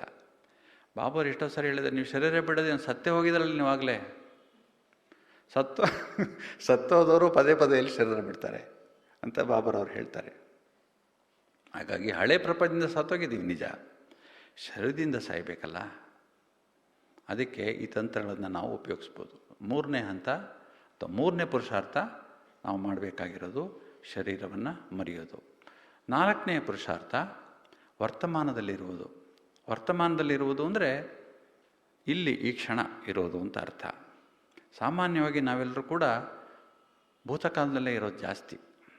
ಅದೊಂದು ದೊಡ್ಡ ಭೂತಕಾಲ ಅನ್ನೋದು. ಎಷ್ಟು ಭೂತಕಾಲದಲ್ಲಿ ಇರ್ತೀವಿ ಅಂದರೆ ವರ್ತಮಾನವನ್ನೇ ಮರ್ತ್ಬಿಡ್ತೀವಿ, ಅಷ್ಟೊಂದು ಭೂತಕಾಲದಲ್ಲಿರ್ತೀವಿ ನಾವು. ಈ ಭೂತಕಾಲದ ಭೂತವನ್ನು ನಾವು ಬಿಡಿಸ್ಬೇಕಂದ್ರೆ ವರ್ತಮಾನದಲ್ಲಿರುವಂಥ ಅಭ್ಯಾಸವನ್ನು ಮಾಡಬೇಕು ನಾವು. ಅಂದರೆ ಪದೇ ಪದೇ ಪದೇ ಪದೇ ನಾವು ಈ ಕ್ಷಣದಲ್ಲಿ ನಾನು ಇಲ್ಲಿರಬೇಕು, ಆತ್ಮ ಇಲ್ಲಿದ್ದೀನಿ, ನಾನು ಇಲ್ಲಿ ಕೂತೀನಿ ಶರೀರದಲ್ಲಿ ಅನ್ನೋ ಅನುಭವವನ್ನು ಮಾಡಬೇಕು. ನಾನು ಇಲ್ಲಿದ್ದೀನಿ ಅಂದರೆ ಆತ್ಮ ಇಲ್ಲಿದೆ ಅಂತಲೇ ಅರ್ಥ. ನಾವು ಯಾವುದೇ ಅಭ್ಯಾಸ ಮಾಡುವಾಗ ನಾನು ಆತ್ಮ ಶಾಂತ ಸ್ವರೂಪಿ ಆಗಿದ್ದೇನೆ ಅಂತ ಹೇಳ್ತೀನಿ ಅಷ್ಟೇ ಹೊರತು ಆಗಿದ್ದೆ ಅಂತನೋ ಅಥವಾ ಆಗ್ತೀನಿ ಅಂತನೋ ಮಾಡಲ್ಲ. ಎಲ್ಲ ಪುರುಷಾರ್ಥಗಳು, ಎಲ್ಲ ಪ್ರಯತ್ನಗಳು, ಎಲ್ಲ ಘಟನೆಗಳು ನಡೆಯೋದು ವರ್ತಮಾನದಲ್ಲಿ ಮಾತ್ರ. ಭೂತಕಾಲದಲ್ಲಿ ಯಾವ ಘಟನೆ ನಡೆಯಲ್ಲ, ಆಗೋಗಿದೆ. ಆದ್ದರಿಂದ ಭೂತಕಾಲದ ಘಟನೆಗಳನ್ನು ಮರೆತು ವರ್ತಮಾನದಲ್ಲಿರೋದಕ್ಕೆ ದಾದಿ ಜಾನಕಿಯವರು ಭಾಳ ಅದ್ಭುತವಾದ ಒಂದು ಸೂತ್ರ ಕೊಟ್ಟಿದ್ದಾರೆ. ಆ ಸೂತ್ರ ಯಾವುದು ಅಂದರೆ ಮೈ ಕೌನ್ ಮೇರಾ ಕೌನ್ ಮುಜೆ ಕ್ಯಾ ಕರ್ನಾ ಹೈ. ಈ ಸೂತ್ರ ಅಪ್ಲೈ ಮಾಡಿಬಿಟ್ರೆ ತಕ್ಷಣ ನೀವು ವರ್ತಮಾನಕ್ಕೆ ಬಂದುಬಿಡ್ತೀರಿ. ಮೈ ಕೌನ್ ಅಂದರೆ ನಾನು ಯಾರು ಅಂದರೆ ನಾನೊಂದು ಆತ್ಮ, ಎಲ್ಲಿ ಕೂತಿದ್ದೀನಿ? ಭ್ರುಕುಟಿ ಮಧ್ಯೆ ಕೂತಿದ್ದೀನಿ ಅಷ್ಟೇ. ಮೊದಲನೇ ಪ್ರಶ್ನೆಗೆ ಉತ್ತರ ನಾನು ಆತ್ಮ ಭ್ರುಕುಟಿಯಲ್ಲಿ ಕುಳಿತಿದ್ದೇನೆ, ನಾನು ಶಾಂತವಾಗಿದ್ದೇನೆ ಅಷ್ಟೇ. ಎರಡನೇ ಪ್ರಶ್ನೆ ದಾದಿಯವ್ರದ್ದು ಮೇರಾ ಕೌನ್, ನನ್ನವ್ರು ಯಾರು ಅಂದರೆ ನಮ್ಮವ್ರು ಕೂತಿದ್ದಾರೆ ಮೇಲೆ ಪರಂಧಾಮದಲ್ಲಿ, ಅವರು ನನ್ನಂಗೆ ಇದ್ದಾರೆ, ಅವರು ಶಾಂತಿಯ ಸಾಗರ ಆಗಿದ್ದಾರೆ. ಎರಡನೇ ಪ್ರಶ್ನೆಗೆ ಉತ್ತರ. ಮೂರನೇ ಪ್ರಶ್ನೆಗೆ ಮುಜೆ ಕ್ಯಾ ಕರ್ನಾ ಹೈ, ನಾನೇನು ಮಾಡಬೇಕಾಗಿದೆ? ಯೋಗ ಮಾಡಬೇಕಾಗಿದೆ, ನೆನಪು ಮಾಡಬೇಕಾಗಿದೆ, ಅಷ್ಟೇ ನಾನು ಮಾಡಬೇಕಾಗಿರೋದು. ಮೈ ಕೌನ್, ಮೇರಾ ಕೌನ್, ಮುಜೆ ಕ್ಯಾ ಕರ್ನಾ ಹೈ. ನಾನು ಆತ್ಮ, ನಮ್ಮ ತಂದೆ ಪರಮಾತ್ಮ, ನಾನು ನೆನಪು ಮಾಡಬೇಕು ಅಷ್ಟೇ. ನೆನಪು ಭೂತಕಾಲದಲ್ಲಿ ಮಾಡೋಕ್ಕಾಗಲ್ಲ, ಭವಿಷ್ಯದಲ್ಲೂ ಮಾಡೋಕ್ಕಾಗಲ್ಲ, ಮಾಡಬೇಕಾಗಿದೆ ಈಗಲೇ ಮಾಡಬೇಕು ನೆನಪು. ನೋಡಿ ಎಷ್ಟು ಚೆನ್ನಾಗಿದೆ ಸೂತ್ರ. ಪದೇ ಪದೇ ಪದೇ ಪದೇ ದಾದಿಯವರು ಈ ಶಬ್ದ ಉಪಯೋಗಿಸ್ತಾನೇ ಇದ್ರು. ಮೈ ಕೌನ್, ಮೇರಾ ಕೌನ್, ಮುಜೆ ಕ್ಯಾ ಕರ್ನಾ ಹೈ. ಇದು ಒಂದು ಸೂತ್ರ ವರ್ತಮಾನದಲ್ಲಿರೋದಕ್ಕೆ. ಇನ್ನೊಂದು ಸೂತ್ರ ಇದೆ. ಎರಡನೇ ಸೂತ್ರ ಏನಪ್ಪ ಅಂದರೆ, ನಮ್ಮ ಸಂಕಲ್ಪಗಳನ್ನು ಗಮನಿಸ್ತಾ ಇರೋದು. ಪ್ರತಿ ಸಂಕಲ್ಪವನ್ನು ಗಮನಿಸುವ ಒಂದು ಪ್ರಕ್ರಿಯೆಯಲ್ಲಿ ನಾವು ವ್ಯಸ್ತರಾಗ್ಬಿಟ್ರೆ, ಬ್ಯುಸಿ ಆಗಿಬಿಟ್ರೆ, ನಾವು ಭಾಳ ಎತ್ತರದ ಪುರುಷಾರ್ಥದ ಮಟ್ಟಕ್ಕೆ ತಲುಪಿಬಿಡ್ತೀವಿ. ನಾವು ನಮ್ಮ ಪ್ರತಿಯೊಂದು ಸಂಕಲ್ಪವನ್ನು ಗಮನಿಸುವಂತಹ ಪ್ರಯತ್ನ ಮಾಡಬೇಕು.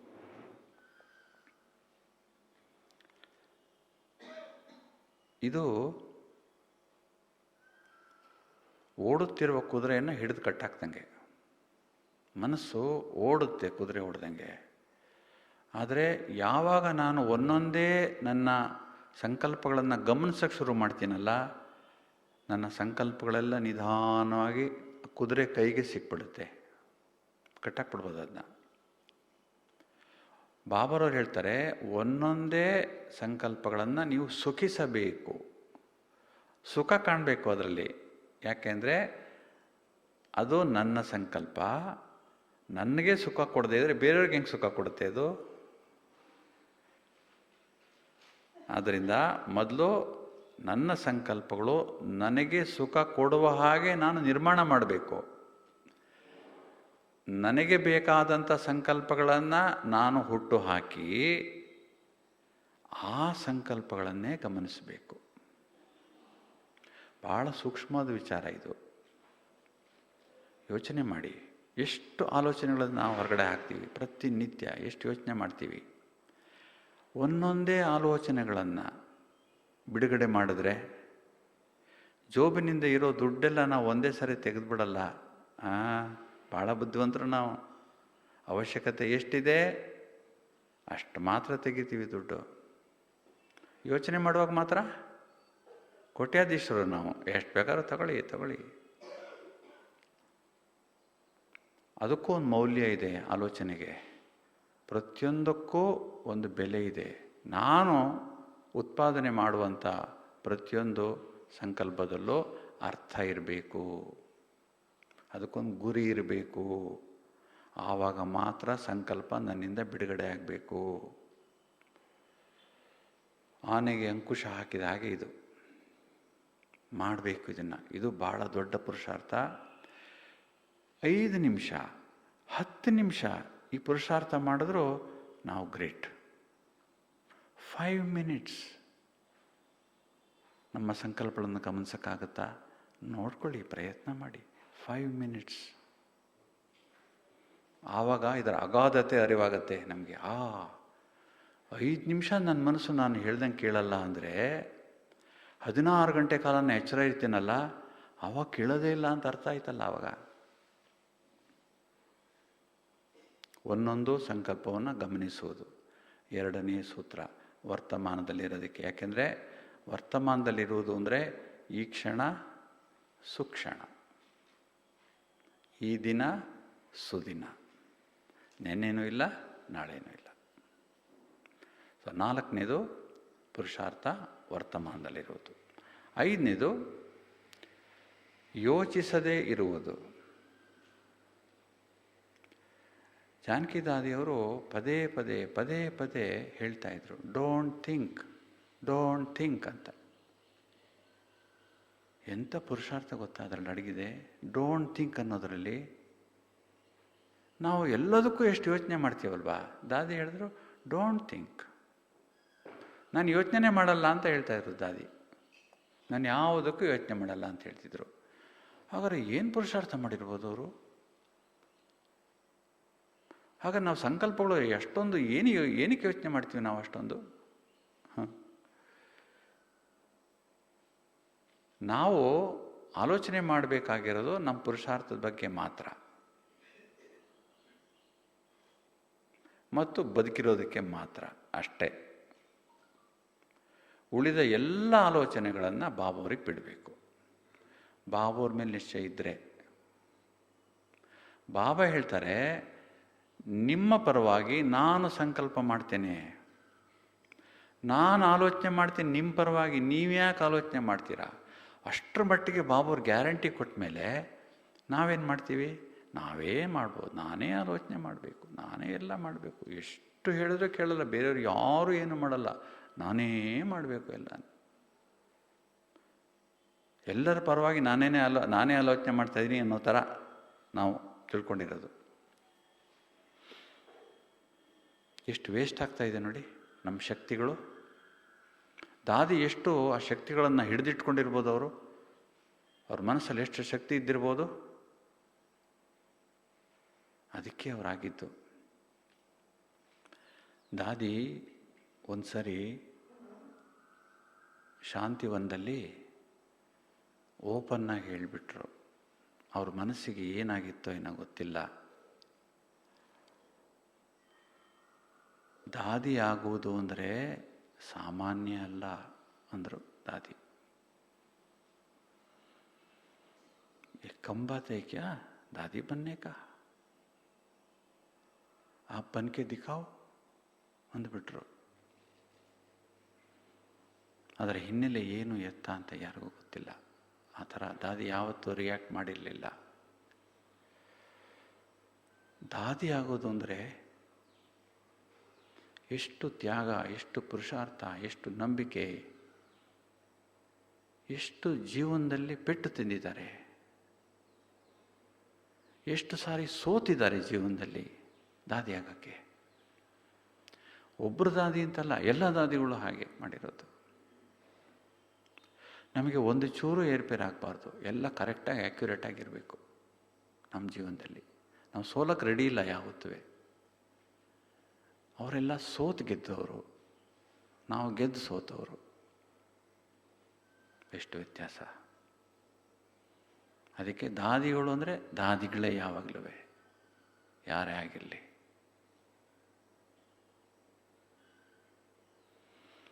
ಆದ್ದರಿಂದ ಯೋಚಿಸದಿರುವುದು ಅನ್ನೋದರ ಹಿಂದೆ 2 ಸೂತ್ರ ಇದೆ. ಮೊದಲನೇ ಸೂತ್ರ, ದಿವಸ ಇಡೀ ಏನೇನಾಗುತ್ತೋ ಎಲ್ಲದಕ್ಕೂ ಬಾಬಾ ಹೇಳಿರೋ ಮಾತಿದು, ಎಲ್ಲದಕ್ಕೂ ಒಂದು 0 ಸುತ್ಕೊಂಡು ಹೋಗಿ. ಏನು ಮಾತಾಡಿದ್ರಿ, ಏನು ಯೋಚನೆ ಮಾಡಿದ್ರಿ, ಏನು ತಿಂದ್ರಿ, ಏನು ಬಿಟ್ರಿ, ಏನು ಸಾಧನೆ ಮಾಡಿದ್ರಿ, ಏನು ಪುರುಷಾರ್ಥ ಮಾಡಿದ್ರಿ, ಏನು ಕೇಳಿದ್ರಿ, ಎಲ್ಲದಕ್ಕೂ ಪುರುಷಾರ್ಥ ಏನು ಅಂದರೆ 0 ಸುತ್ಕೊಂಡು ಹೋಗಿ. ದಿವಸ ಇಡೀ ಎಷ್ಟು 0 ಆಗುತ್ತೆ? 100 ಸೊನ್ನೆಗಳಾಗ್ಬೋದು. 0 ಅಂದರೆ ಪೂರ್ಣ ವಿರಾಮ ಹಾಕೋದು ಅಂತ ಅರ್ಥ. ಅದರ ಹಿಂದೆ ನಾನು ಆತ್ಮ 1 ಹಾಕ್ಬಿಡಿ. 1 ಫಾಲೋಡ್ ಬೈ ಎಷ್ಟೊಂದು 0 ಅಂದರೆ ನಿಮ್ಮ ಬೆಲೆ ಎಷ್ಟಾಯಿತು? ಬೆಲೆ ಎಷ್ಟಾಯಿತು ನಮ್ಮದು? ಪೂರ್ಣ ವಿರಾಮ ಹಾಕಿದಷ್ಟು ನನ್ನ ಬೆಲೆ ಹೆಚ್ಚಾಗುತ್ತೆ. ಕ್ವಶ್ಚನ್ ಮಾರ್ಕ್ ಹಾಕಿದಷ್ಟು ನನ್ನ ಬೆಲೆ ಕಡಿಮೆ ಆಗುತ್ತೆ. ಕ್ವಶ್ಚನ್ ಮಾರ್ಕಲ್ಲಿ ತುಂಬ ಓರೆಕೋರೆಗಳಿವೆ, ಕಷ್ಟ ಹಾಕೋದು. ಅದನ್ನ ಪೂರ್ಣ ವಿರಾಮ ಹಾಕೋದು ಬರೀ ಒಂದು ಚುಕ್ಕೆ ಹಾಕೋದಷ್ಟೇ. ಸೊ ಬಾಬಾ ಹೇಳಿದ್ರು, ಪ್ರತಿನಿತ್ಯ ಪ್ರತಿಯೊಂದು ವಿಚಾರದಲ್ಲಿ ಪೂರ್ಣ ವಿರಾಮ ಹಾಕ್ಕೊಂಡೇ ಹೋಗಿ. ನೆನಪಿರಬೇಕು, ನಾನು ಪೂರ್ಣ ವಿರಾಮ ಹಾಕ್ತಾ ಇದ್ದೀನಿ ಅಂತ. ಎಷ್ಟು ಸಾವುಕಾರ ಆಗ್ಬಿಡ್ತೀರಿ ಅಂತ ಬಾಬಾ ಹೇಳಿದ್ದಾರೆ. ಎಷ್ಟೊಂದು ದೊಡ್ಡ ಸಾವುಕಾರ ಆಗ್ಬಿಡ್ತೀರಿ ನೀವು ಅವಾಗ. ಎಷ್ಟೊಂದಿರುತ್ತೆ ನಿಮ್ಮ ಹತ್ರ, ಲೆಕ್ಕವಿಲ್ಲದಷ್ಟು 0ಗಳು 1ರ ಹಿಂದೆ. ಹಿಂದ್ಗಡೆ ರೂಪಾಯಿ ಅಂತ ಹಾಕ್ಬಿಟ್ರೆ ಎಷ್ಟೊಂದು ದುಡ್ಡು ಆಗೋಗುತ್ತೆ. ಎಷ್ಟು ಸಾವುಕಾರ ಆಗ್ಬಿಡ್ತೀವಿ. ಇದು ಮೊದಲನೇ ಸೂತ್ರ. 2ನೇ ಸೂತ್ರ ಏನು ಅಂದರೆ, ಯಾಕೆ ಏನು ಅನ್ನೋ ಪ್ರಶ್ನೆ ಹಾಕದೇ ಇರೋದು. ಯಾಕೆ ಯೋಚನೆ ಮಾಡ್ತೀವಿ ನಾವು ಅಂದರೆ, ಯಾಕೆ ಯೋಚನೆ ಮಾಡ್ತೀವಿ ಅನ್ನೋದ್ರಲ್ಲೇ ಒಂದು ಯಾಕೆ ಅಂತ ಇದೆ. ಬೆಳಗ್ಗಿನಿಂದ ಸಂಜೆವರೆಗೆ ಯಾಕೆ ಏನು, ಯಾಕೆ ಏನು, ಅದು ಯಾಕೆ ಹಂಗೆ ಮಾಡಿದ್ರು ಅವರು, ಇದು ಯಾಕೆ ಹಿಂಗಾಯಿತು. ಯಾಕೆ ಏನು ಅನ್ನೋ ಪ್ರಶ್ನೆಯಲ್ಲಿ ನಮ್ಮನ್ನು ನಾವೇ ಕಳ್ಕೊಂಡ್ಬಿಡ್ತೀವಿ. ಯಾಕೆ ಏನು ಅಂತ ಯಾಕೆ ಉಪಯೋಗಿಸ್ತೀವಿ ನಾವು ಅಂದರೆ, ನಮಗೆ ಗೊತ್ತಿಲ್ಲದೆ ಇರುವಂಥ ಮಾಹಿತಿಯನ್ನು ಕಲೆಕ್ಟ್ ಮಾಡ್ಕೋಬೇಕು ನಾವು. ಅಲ್ಲೇನಾಯಿತು, ಇಲ್ಲೇನಾಯಿತು, ಅವ್ರು ಯಾಕೆ ಹಂಗೆ ಮಾಡಿದ್ರು, ಇವ್ರು ಯಾಕೆ ಹಿಂಗೆ ಮಾಡಿದ್ರು, ಇವರೇನಂದ್ರು, ಅದಕ್ಕೆ ಅವರೇನಂದರು, ಮಾಹಿತಿಯನ್ನು ಕಲೆಕ್ಟ್ ಮಾಡಿ ಅದರ ಮೇಲೆ ಮನನ ಮಾಡ್ತಾ ಇರೋದು ಕೂತ್ಕೊಂಡು. ನನಗೆ ಅಗತ್ಯ ಇಲ್ಲ ಅದು, ಆದರೂ ಕಲೆಕ್ಟ್ ಮಾಡೋದು ಮಾಹಿತಿಯನ್ನು. ಯಾಕೆ ಏನು, ಯಾಕೆ ಏನು ಪ್ರಶ್ನೆಗಳು. ಈ ಪ್ರಶ್ನೆ ಹಾಕೋದು ಬಿಟ್ಬಿಟ್ರೆ ನಮ್ಮ ದಿವಸದ ಅರ್ಧ ಸಮಯ ಉಳಿತಾಯ ಆಗಿಬಿಡುತ್ತೆ, ಅರ್ಧ ಸಮಯ ಉಳಿತಾಯ ಆಗುತ್ತೆ. ಕೂತಿದ್ದ ಕಡೆ ಎಷ್ಟು ಬಾರಿ ನಾವು ಯಾಕೆ ಏನು ಅಂತ ನಮಗೆ ಅಂದ್ಕೊಳ್ಳಲ್ಲ. ಇದು ಯಾಕೆ ಹಿಂಗೆ ಮಾಡಿದ್ರು, ಹಂಗೆ ಮಾಡ್ಬೋದಿತ್ತಲ್ಲ. ಎಷ್ಟು ಬಾರಿ, ನನಗೋದಕ್ಕೂ ಸಂಬಂಧನೇ ಇಲ್ಲ, ನಾನು ಅದರಲ್ಲಿ ಪಾತ್ರಧಾರಿನೇ ಅಲ್ಲ, ಆದರೂ ಪ್ರಶ್ನೆಗಳು ನನಗೆ ಯಾಕೆ ಏನು. ಆದ್ದರಿಂದ 2 ಸೂತ್ರಗಳು ನಾವು ನೆನಪಿಟ್ಕೋಬೇಕು ಯೋಚಿಸದೇ ಇರೋದಕ್ಕೆ. ನನ್ನ ಪರವಾಗಿ ಭಗವಂತ ಯೋಚನೆ ಮಾಡಬೇಕು ಅಂತ ಅನ್ನೋ ಯೋಚನೆ ನನಗೇನಾದ್ರು ಇದ್ದರೆ, ಮೊದಲನೇದಾಗಿ ಪೂರ್ಣ ವಿರಾಮ ಹಾಕಬೇಕು ಪ್ರತಿಯೊಂದು ಹಂತದಲ್ಲಿ. ಎರಡನೇ ಸೂತ್ರದಲ್ಲಿ ಯಾಕೆ ಏನು ಅನ್ನೋ ಪ್ರಶ್ನೆ ನಿಲ್ಲಿಸಿಬಿಡಬೇಕು. ಸಮಾಪ್ತಿ ಸಮಾರೋಹ ಬೇಡವೇ ಬೇಡ ನನಗೆ.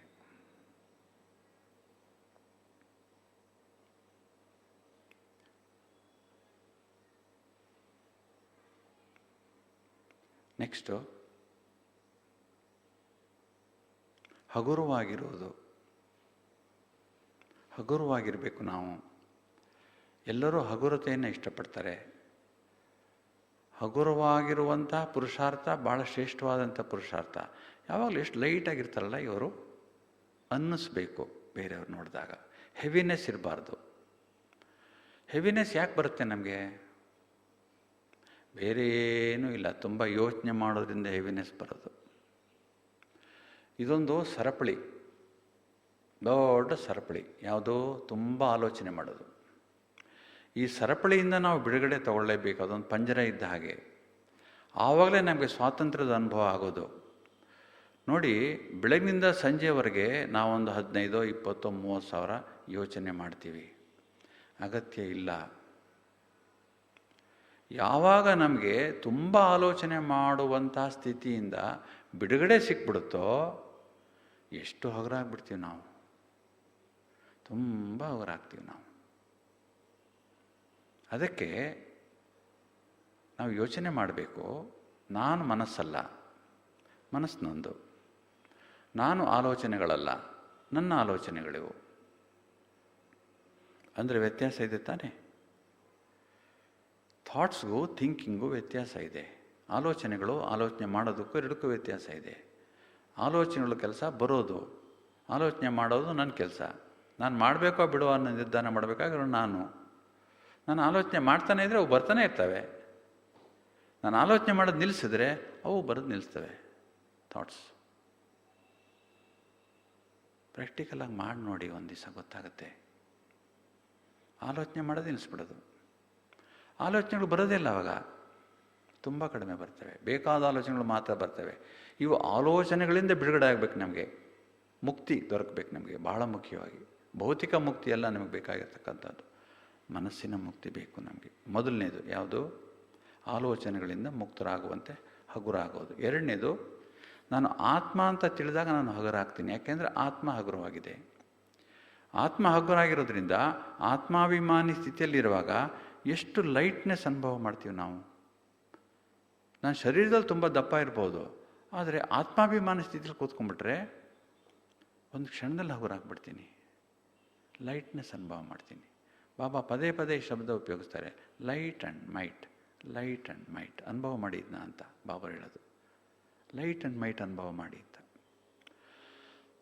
ಮೂರನೇ ಸೂತ್ರ ಇದರಲ್ಲಿ ಹಗುರವಾಗೋದಕ್ಕೆ, ನಮ್ಮ ಎಲ್ಲ ಜವಾಬ್ದಾರಿಗಳನ್ನು, ಚಿಂತೆಗಳನ್ನು, ಯೋಚನೆಗಳನ್ನು, ಬಂದಂತಹ ವಿಘ್ನಗಳನ್ನು, ಅನುಭವಿಸುತ್ತಿರ್ತಕ್ಕಂಥ ದುಃಖಗಳನ್ನು, ಎಲ್ಲ ಮಾತುಗಳನ್ನು ಬಾಬರಿಗೆ ಕೊಟ್ಬಿಡ್ಬೇಕು. ಜವಾಬ್ದಾರಿ ಬಾಬರಿಗೆ ಕೊಡದೆ ಹೊರತು ಅವ್ರ ಜವಾಬ್ದಾರಿ ಹೊತ್ಕೊಳ್ಳಲ್ಲ. ನನ್ನ ಮನಸ್ಸಿನಲ್ಲಿ ಏನೇನಿದೆ ಎಲ್ಲ ಹೇಳ್ಕೊಂಬಿಡ್ಬೇಕು ಬಾಬರಿಗೆ. ಬಾಬಾ, ಇವತ್ತಿಂದ ನಿಂದೆ ಇದು ಎಲ್ಲ, ನೀನೇ ನೋಡ್ಕೋಬೇಕು. ಬಾಬರವರು ಕುಟುಂಬದ ಜವಾಬ್ದಾರಿನೂ ಹೊತ್ಕೋತಾರೆ. ಹಾಗಂತೇನಿಲ್ಲ, ಕುಟುಂಬ ಎಲ್ಲ ನಿಮ್ದಪ್ಪ, ನೀವು ನೋಡ್ಕೊಳ್ಳಿ, ಉಳಿದಿದ್ದೆಲ್ಲ ನನಗೆ ಕೊಡಿ, ನಾನು ನೋಡ್ಕೋದೆ, ಹಂಗೆ ಹೇಳಲ್ಲ ಬಾಬರವರು. ಕುಟುಂಬದ ಜವಾಬ್ದಾರಿನೂ ನಿರ್ವಹಿಸ್ತಾರೆ. ಬೇಕಾದ್ರೆ ನೀವು ಕೊಟ್ಟರೆ ಎಲ್ಲನೂ ಚೆನ್ನಾಗಿ ಅಚ್ಚುಕಟ್ಟಾಗಿ ಮಾಡಿಟ್ಟಿರ್ತಾರೆ. ಚಪಾತಿ ಅವರೇ ಮಾಡಿ ಅಂತ ಹೇಳೋಕ್ಕಾಗಲ್ಲ, ಚಪಾತಿ ನಾವು ಮಾಡಬೇಕು, ಆದರೆ ಅವ್ರು ನೆನಪಲ್ಲಿ ಮಾಡಬೇಕಷ್ಟೆ. ಜವಾಬ್ದಾರಿ ಅಂದರೆ ಚಿಂತೆಗಳು. ಕುಟುಂಬದ ಬಗ್ಗೆ ನನಗೆ ಚಿಂತೆಗಳಿದೆಯಲ್ಲ, ನಾಳೆ ಏನಾಗುತ್ತೋ, ನಾಡಿದ್ದು ಹೆಂಗುತ್ತೋ, ಅವ್ರೇನಾಗುತ್ತೋ, ಇವರೇನಾಗುತ್ತೋ, ಇವನೇನಾಗ್ಬಿಡ್ತಾನೆ, ಅವನೇನಾಗ್ಬಿಡ್ತಾನೆ, ಎಷ್ಟು ಯೋಚನೆಗಳು. ನಿರ್ಯೋಚನೆ ಆಗ್ಬಿಡ್ಬೇಕು ನಾವು. ಬಾಬರಿಗೆ ಬಿಟ್ಬಿಟ್ಟು ಸುಮ್ಮನೆ ಇದ್ಬಿಡ್ಬೇಕು. ದಾದಿಯವರು ಲಂಡನ್ಗೆ ಹೋದಾಗ ಏನೂ ಇರಲಿಲ್ಲ, ಯಾರ ಪರಿಚಯನೂ ಇಲ್ಲ, ಯಾವ ಭಾಷೆನೂ ಇಲ್ಲ, ದುಡ್ಡು ಇಲ್ಲ. ಜಯಂತಿಬೇನ್ ಫ್ಯಾಮಿಲಿ ಒಂದು ಮಾತ್ರ ಇತ್ತು ಅಲ್ಲಿ ಅಷ್ಟೇ, ಬೇರೆ ಯಾರೂ ಇಲ್ಲ. ಒಂದು ಸಣ್ಣ ಮನೆ, ಒಂದು ರೂಮ್, ಒಂದು ಹಾಲ್ ಅಷ್ಟೇ ಇದ್ದಿತ್ತು. ಯಾರೂ ಬರಲ್ಲ, ಯಾರೂ ಹೋಗಲ್ಲ. ಮತ್ತು ಇವಾಗ ಇಷ್ಟೊಂದು ಜನ ಹೆಂಗಾಗ್ಬಿಟ್ರು. ದಾದಿ ಏನೂ ಮಾಡ್ತಾ ಇರಲಿಲ್ಲಂತೆ. ಬೆಳಗ್ಗೆ ಎದ್ದು ಕೂತ್ಕೊಂಡ್ಬಿಡೋದು ಬಾಬರ್ ರೂಮಲ್ಲಿ. ಇದ್ದಿದ್ದು ಒಂದೇ ರೂಮ್ನ ಬಾಬರಿಗೆ ಕೊಟ್ಬಿಟ್ರು ಅಷ್ಟೇ, ಉಳಿದರೆಲ್ಲ ಅಲ್ಲಿ ಹಾಲಲ್ಲಿ ಮಲ್ಕೊಳ್ಳೋದು. ಆ ಚಳಿಯಲ್ಲಿ ನೆಲದ ಮೇಲೆ ಮಲಗ್ತಾಯಿದ್ರು ದಾದಿ. ಒಂದು ಸಾರಿ ಪಕ್ಕದ ಮನೆಯವರು ಬಿಸಾಡಿದ್ದ ಹಳೆ ಮಂಚ ತಗೊಂಡು ಬಂದು ದಾದಿಗೆ ಹಾಕಿ ಮಲಗಿಸಿದ್ರು. ಯಾಕೆಂದರೆ ದಾದಿಗೆ ಶೀತ ಜಾಸ್ತಿ, ಶ್ವಾಸಕೋಶ ಪ್ರಾಬ್ಲಮ್ ತುಂಬ ಇತ್ತು, ಕೆಮ್ಮು ತುಂಬ ಇತ್ತು ಅವ್ರಿಗೆ. ಆಸ್ಮಾಟಿಕ್ ಪೇಷಂಟ್ ಅವರು. ಆದರೂ ದಾದಿ ಕೇರ್ ಮಾಡ್ತಿರ್ಲಿಲ್ಲ. ಅಷ್ಟು ಚಳಿಯಲ್ಲಿ, ಕೊರೆಯೋ ಚಳಿ, ಹಿಮ ಬೀಳ್ತಾ ಇರುತ್ತೆ ಯಾವಾಗಲೂ ಆ ದೇಶದಲ್ಲಿ. ನೆಲದ ಮೇಲೆ ಮಲ್ಕೊಳ್ಳೋರು. ಬಾಬರ್ಗೆ ಹೇಳೋದು, ಬಾಬಾ ನಿನ್ನ ಜವಾಬ್ದಾರಿ, ಸೆಂಟರ್ ನಡೆಸೋದು ನಿನ್ನ ಜವಾಬ್ದಾರಿ. ನಿನ್ನೆ ತಾನೇ ಕಳಿಸಿರೋದು ಇಲ್ಲಿಗೆ, ನಾನಾಗಿ ಬಂದಿಲ್ಲ, ನೀನು ಕಳಿಸಿರೋದು, ನೀನು ನೋಡ್ಕೋಬೇಕು.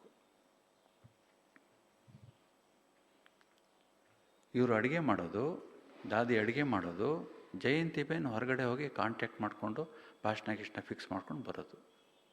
ದಾದಿ ಎಲ್ಲೂ ಹೋಗ್ತಾ ಇರಲಿಲ್ಲ, ಬರೀ ಅಡುಗೆ ಮಾಡೋದು, ಭೋಗ ಇಡೋದು, ನೆನಪು ಮಾಡೋದು ಬಾಬನಷ್ಟೇ. ಈಗ ಯಾವ ಸ್ಥಿತಿ ಇದೆ? ಮೌಂಟ್ ಅಬುನೇ ನಿರ್ಮಾಣ ಮಾಡಿಬಿಟ್ಟಿದ್ದಾರೆ ಅಲ್ಲಿ ಲಂಡನ್ನಲ್ಲಿ.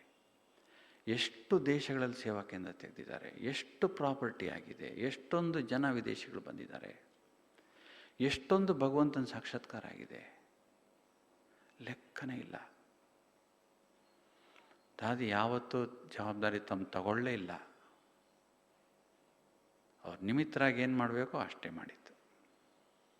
ನಾವು ನಮ್ಮ ಕುಟುಂಬದ ಜವಾಬ್ದಾರಿನ ಬಿಡಕ್ತಾ ಇರಲಿಲ್ಲ ನಾವು. ಬಾಬರ್ಗೇನು ಗೊತ್ತಾಗುತ್ತೆ, ಎಲ್ಲ ನಾವೇ ಮಾಡಬೇಕು ಅಂತ.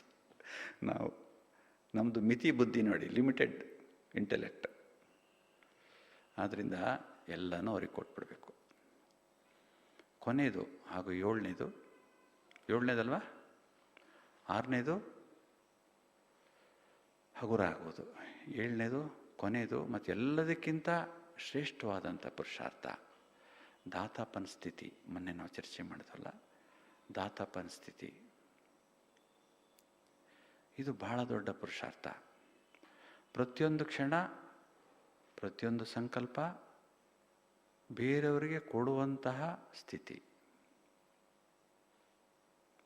ಬಾಬರವರು ಹೇಗೆ ಪ್ರತಿಯೊಂದು ಕ್ಷಣ, ಪ್ರತಿಯೊಂದು ಸಂಕಲ್ಪ ಬೇರೆಯವ್ರಿಗೆ ಕೊಡ್ತಾರೋ, ಹಾಗೆ ನಾನು ಶರೀರದಲ್ಲಿದ್ದರೂ ನನ್ನ ಪ್ರತಿಯೊಂದು ಕ್ಷಣ, ಪ್ರತಿಯೊಂದು ಸಂಕಲ್ಪ ಬೇರೆಯವರಿಗೆ ಮೀಸಲು, ನನಗಾಗಿ ಮೀಸಲಿಲ್ಲ.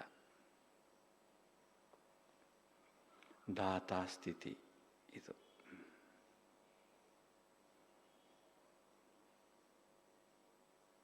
ಹೀಗೆ ಈಗ 7 ಪುರುಷಾರ್ಥಗಳನ್ನು ಪಟ್ಟಿ ಮಾಡಿದ್ದೇವೆ. ಅಭ್ಯಾಸ ಮಾಡಿದೆ ಯಾವಾಗ?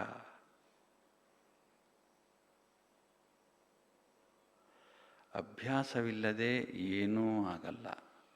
ತ್ಯಾಗವಿಲ್ಲದೆ ಯಾವ ಸಾಧನೆಯೂ ಆಗೋದಿಲ್ಲ. ಒಂದು ಉದಾಹರಣೆ ಹೇಳಿ ಮುಗಿಸ್ತೀನಿ. ಅರುಣಿಮಾ ಸಿನ್ಹಾ ಅಂತ ಒಂದು ಹುಡುಗಿ ಉತ್ತರ ಪ್ರದೇಶದಲ್ಲಿದೆ. ಆ ಹುಡುಗಿ ವಿಕಲಾಂಗೆ, ಒಂದು ಕಾಲಿಲ್ಲ. ಕಾಲು ಒಂದು ಆಕ್ಸಿಡೆಂಟಲ್ಲಿ ಹೊರಟೋಯ್ತು. ಒಂದು ಸಾರಿ ರಾತ್ರಿ ಟ್ರೈನಲ್ಲಿ ಲಕ್ನೋದಿಂದ ಡೆಲ್ಲಿಗೆ ಮಾರನೇ ದಿವಸ ಬೆಳಗ್ಗೆ ಇಂಟರ್ವ್ಯೂ ಇತ್ತು CRPF ಅಲ್ಲಿ. ಅವ್ರ ತಂದೆ CRPF ಅಲ್ಲಿದ್ದರು, ತೀರ್ಕೊಂಡಿದ್ರು. ಈ ಮಗುಗೆ ಕೆಲಸ ಕೊಡಬೇಕು ಅಂತ ಅವಳಿಗೆ ಇಂಟರ್ವ್ಯೂ ಕೇಳಿದರು. ಇಂಟರ್ವ್ಯೂಗೆ ಇವಳು ಅಟೆಂಡ್ ಆಗೋಕ್ಕೆ ಅಂತ ಹಿಂದಿನ ದಿವಸ ರಾತ್ರಿ ಟ್ರೈನ್ಗೆ ಬುಕ್ ಮಾಡಿದರು, ಲಕ್ನೋ ಟು ಡೆಲ್ಲಿ. ರಾತ್ರಿ ಹೋಗ್ತಾ ಇರಬೇಕಂದ್ರೆ ಮೀರಿಟ್ ಅನ್ನುವ ಊರಿನ ಹತ್ತಿರ ಕಳ್ಳರು ನುಗ್ಗಿದ್ರು ಇವರಿರುವಂಥ ಬೋಗಿಗೆ. ಎಲ್ಲರ ಹತ್ರ ಪರ್ಸು, ಚಿನ್ನ ಎಲ್ಲ ಕಿತ್ಕೋತಾಯಿದ್ರು. ಈ ಹುಡುಗಿ ಏನೂ ಕೊಡಲಿಲ್ಲ, ಬಿಗ್ಗಿಯಾಗಿ ಪರ್ಸ್ ಇಟ್ಕೊಂಡ್ಬಿಟ್ಲು. ಅವ್ರೇನು ಮಾಡಿದ್ರು, ಕಳ್ಳರು ಅವಳನ್ನು ಎತ್ತಿಬಿಟ್ಟು ಬೋಗಿಯಿಂದ ಆಚೆಗೆ ಬಿಸಾಕ್ಬಿಟ್ರು. ಅವಳು ಕೆಳಗೆ ಬಿದ್ದಿದ್ದಾಳೆ, ಇನ್ನೊಂದು ಟ್ರೈನ್ ಹಿಂದ್ಗಡೆಯಿಂದ ಬಂದ್ಬಿಡ್ತು. ಒಂದು ಕಾಲು ತೊಡೆ ಭಾಗದವರೆಗೆ ಪೂರ ಕಟ್ಟಾಗೋಯ್ತು. ಇಡೀ ರಾತ್ರಿ ಹಾಗೇ ರಕ್ತಸ್ರಾವ ಆಗ್ತಾಯಿದೆ, ಕುಕ್ಕೋತಾ ಇದ್ದಾಳೆ, ಯಾರೂ ಇಲ್ಲ ಸ್ಟೇಷನ್ ಹತ್ರ. ಬೆಳಿಗ್ಗೆ ಯಾರೋ ನೋಡಿದ್ರು, ಅಲ್ಲಿ ಇಮಿಡಿಯೇಟ್ ಹಾಸ್ಪಿಟ್ಲಿಗೆ ಸೇರಿಸಿದ್ರು. ಅಲ್ಲಾಗಲ್ಲ, ಯಾಕಂದರೆ ತೀವ್ರ ರಕ್ತಸ್ರಾವ ಆಗಿದೆ ಅಂದ್ಬಿಟ್ಟು all India institute of medical science ಡೆಲ್ಲಿಗೆ ಕರ್ಕೊಂಡೋದ್ರು. 2011 ಇದು. ಡೆಲ್ಲಿಗೆ ಕರ್ಕೊಂಡೋದ್ರು. ಡೆಲ್ಲಿಯಲ್ಲಿ ಎಲ್ಲ ಅವಳಿಗೆ ಆಪ್ರೇಷನ್ ಮಾಡಿ ಕೃತಕ ಕಾಲು ಫಿಕ್ಸ್ ಮಾಡಿದ್ರು. ಅದಕ್ಕೆ 2-3 ತಿಂಗಳು ಬೇಕಾಯಿತು ಅವಳಿಗೆ ಹೆಜ್ಜೆ ಇಡಬೇಕಂದ್ರೆ. ಕ್ರಚಸ್ ಇಟ್ಕೊಂಡು ನಡೀತಾ ಇದ್ಲು. ಆವಾಗ ಆ ಹುಡುಗಿಗೆ ಒಬ್ಬರು ವಿಸಿಟರ್ ಅವ್ರಿಗೆ ಪರಿಚಯ ಆದರು. ಅವ್ರು ಯಾರು ಅಂದರೆ ಮೌಂಟನಿರಿಂಗ್ ಮಾಡುವವರು, ಪರ್ವತ ಹತ್ತುವವರು. ಅವರು ಹಿಮಾಲಯನ್ ಪರ್ವತ ಹತ್ತಿದ್ರು. ಅವರು ಆಗಾಗ ಆಸ್ಪತ್ರೆಗೆ ಬಂದು ರೋಗಿಗಳನ್ನು ಮಾತಾಡ್ಸ್ಕೊಂಡು ಹೋಗೋದು ಅವರ ಒಂದು ಪದ್ಧತಿ. ಮಾಡಿಸ್ಕೊಂಡು ಬಂದಾಗ ಇವಳನ್ನ ಭೇಟಿ ಮಾಡಿದ್ರು. ಹಿಂಗಾಗೋಯ್ತಲ್ಲ, ಕಾಲೇ ಹೋಗುತ್ತಲ್ಲ, ಏನು ಮಾಡ್ತೀಯಾ ಏನು ಅಂತೆಲ್ಲ ಕೇಳ್ತಾಯಿದ್ರು. ಅವಳು, ನಾನು ಪರ್ವತ ಹತ್ಬೋದಾ ಅಂತ ಕೇಳಿದ್ಲು. ನೀನೇ ಹೆಂಗಬ್ಬ ಪರ್ವತ ಹತ್ತಿ, ಒಂದು ಕಾಲೇ ಇಲ್ವಲ್ಲ ನಿನಗೆ ಅಂತ ಹೇಳಿದ್ರು. ಇಲ್ಲ, ನನಗೆ ಪರ್ವತ ಹತ್ತಕ್ಕೆ ನಂಗೆ ತುಂಬ ಆಸೆ, ಜೀವನದಲ್ಲಿ ಏನಾದ್ರು ಸಾಧನೆ ಮಾಡಬೇಕಲ್ವಾ, ಪರ್ವತನೇ ಹತ್ಬಿಡ್ತೀನಿ ಬೇರೆ ಏನಾದ್ರು ಮಾಡೋದಕ್ಕಿಂತ ಅನ್ನೋದವಳು ಅರುಣಿಮಾ ಸಿನ್ಹಾ.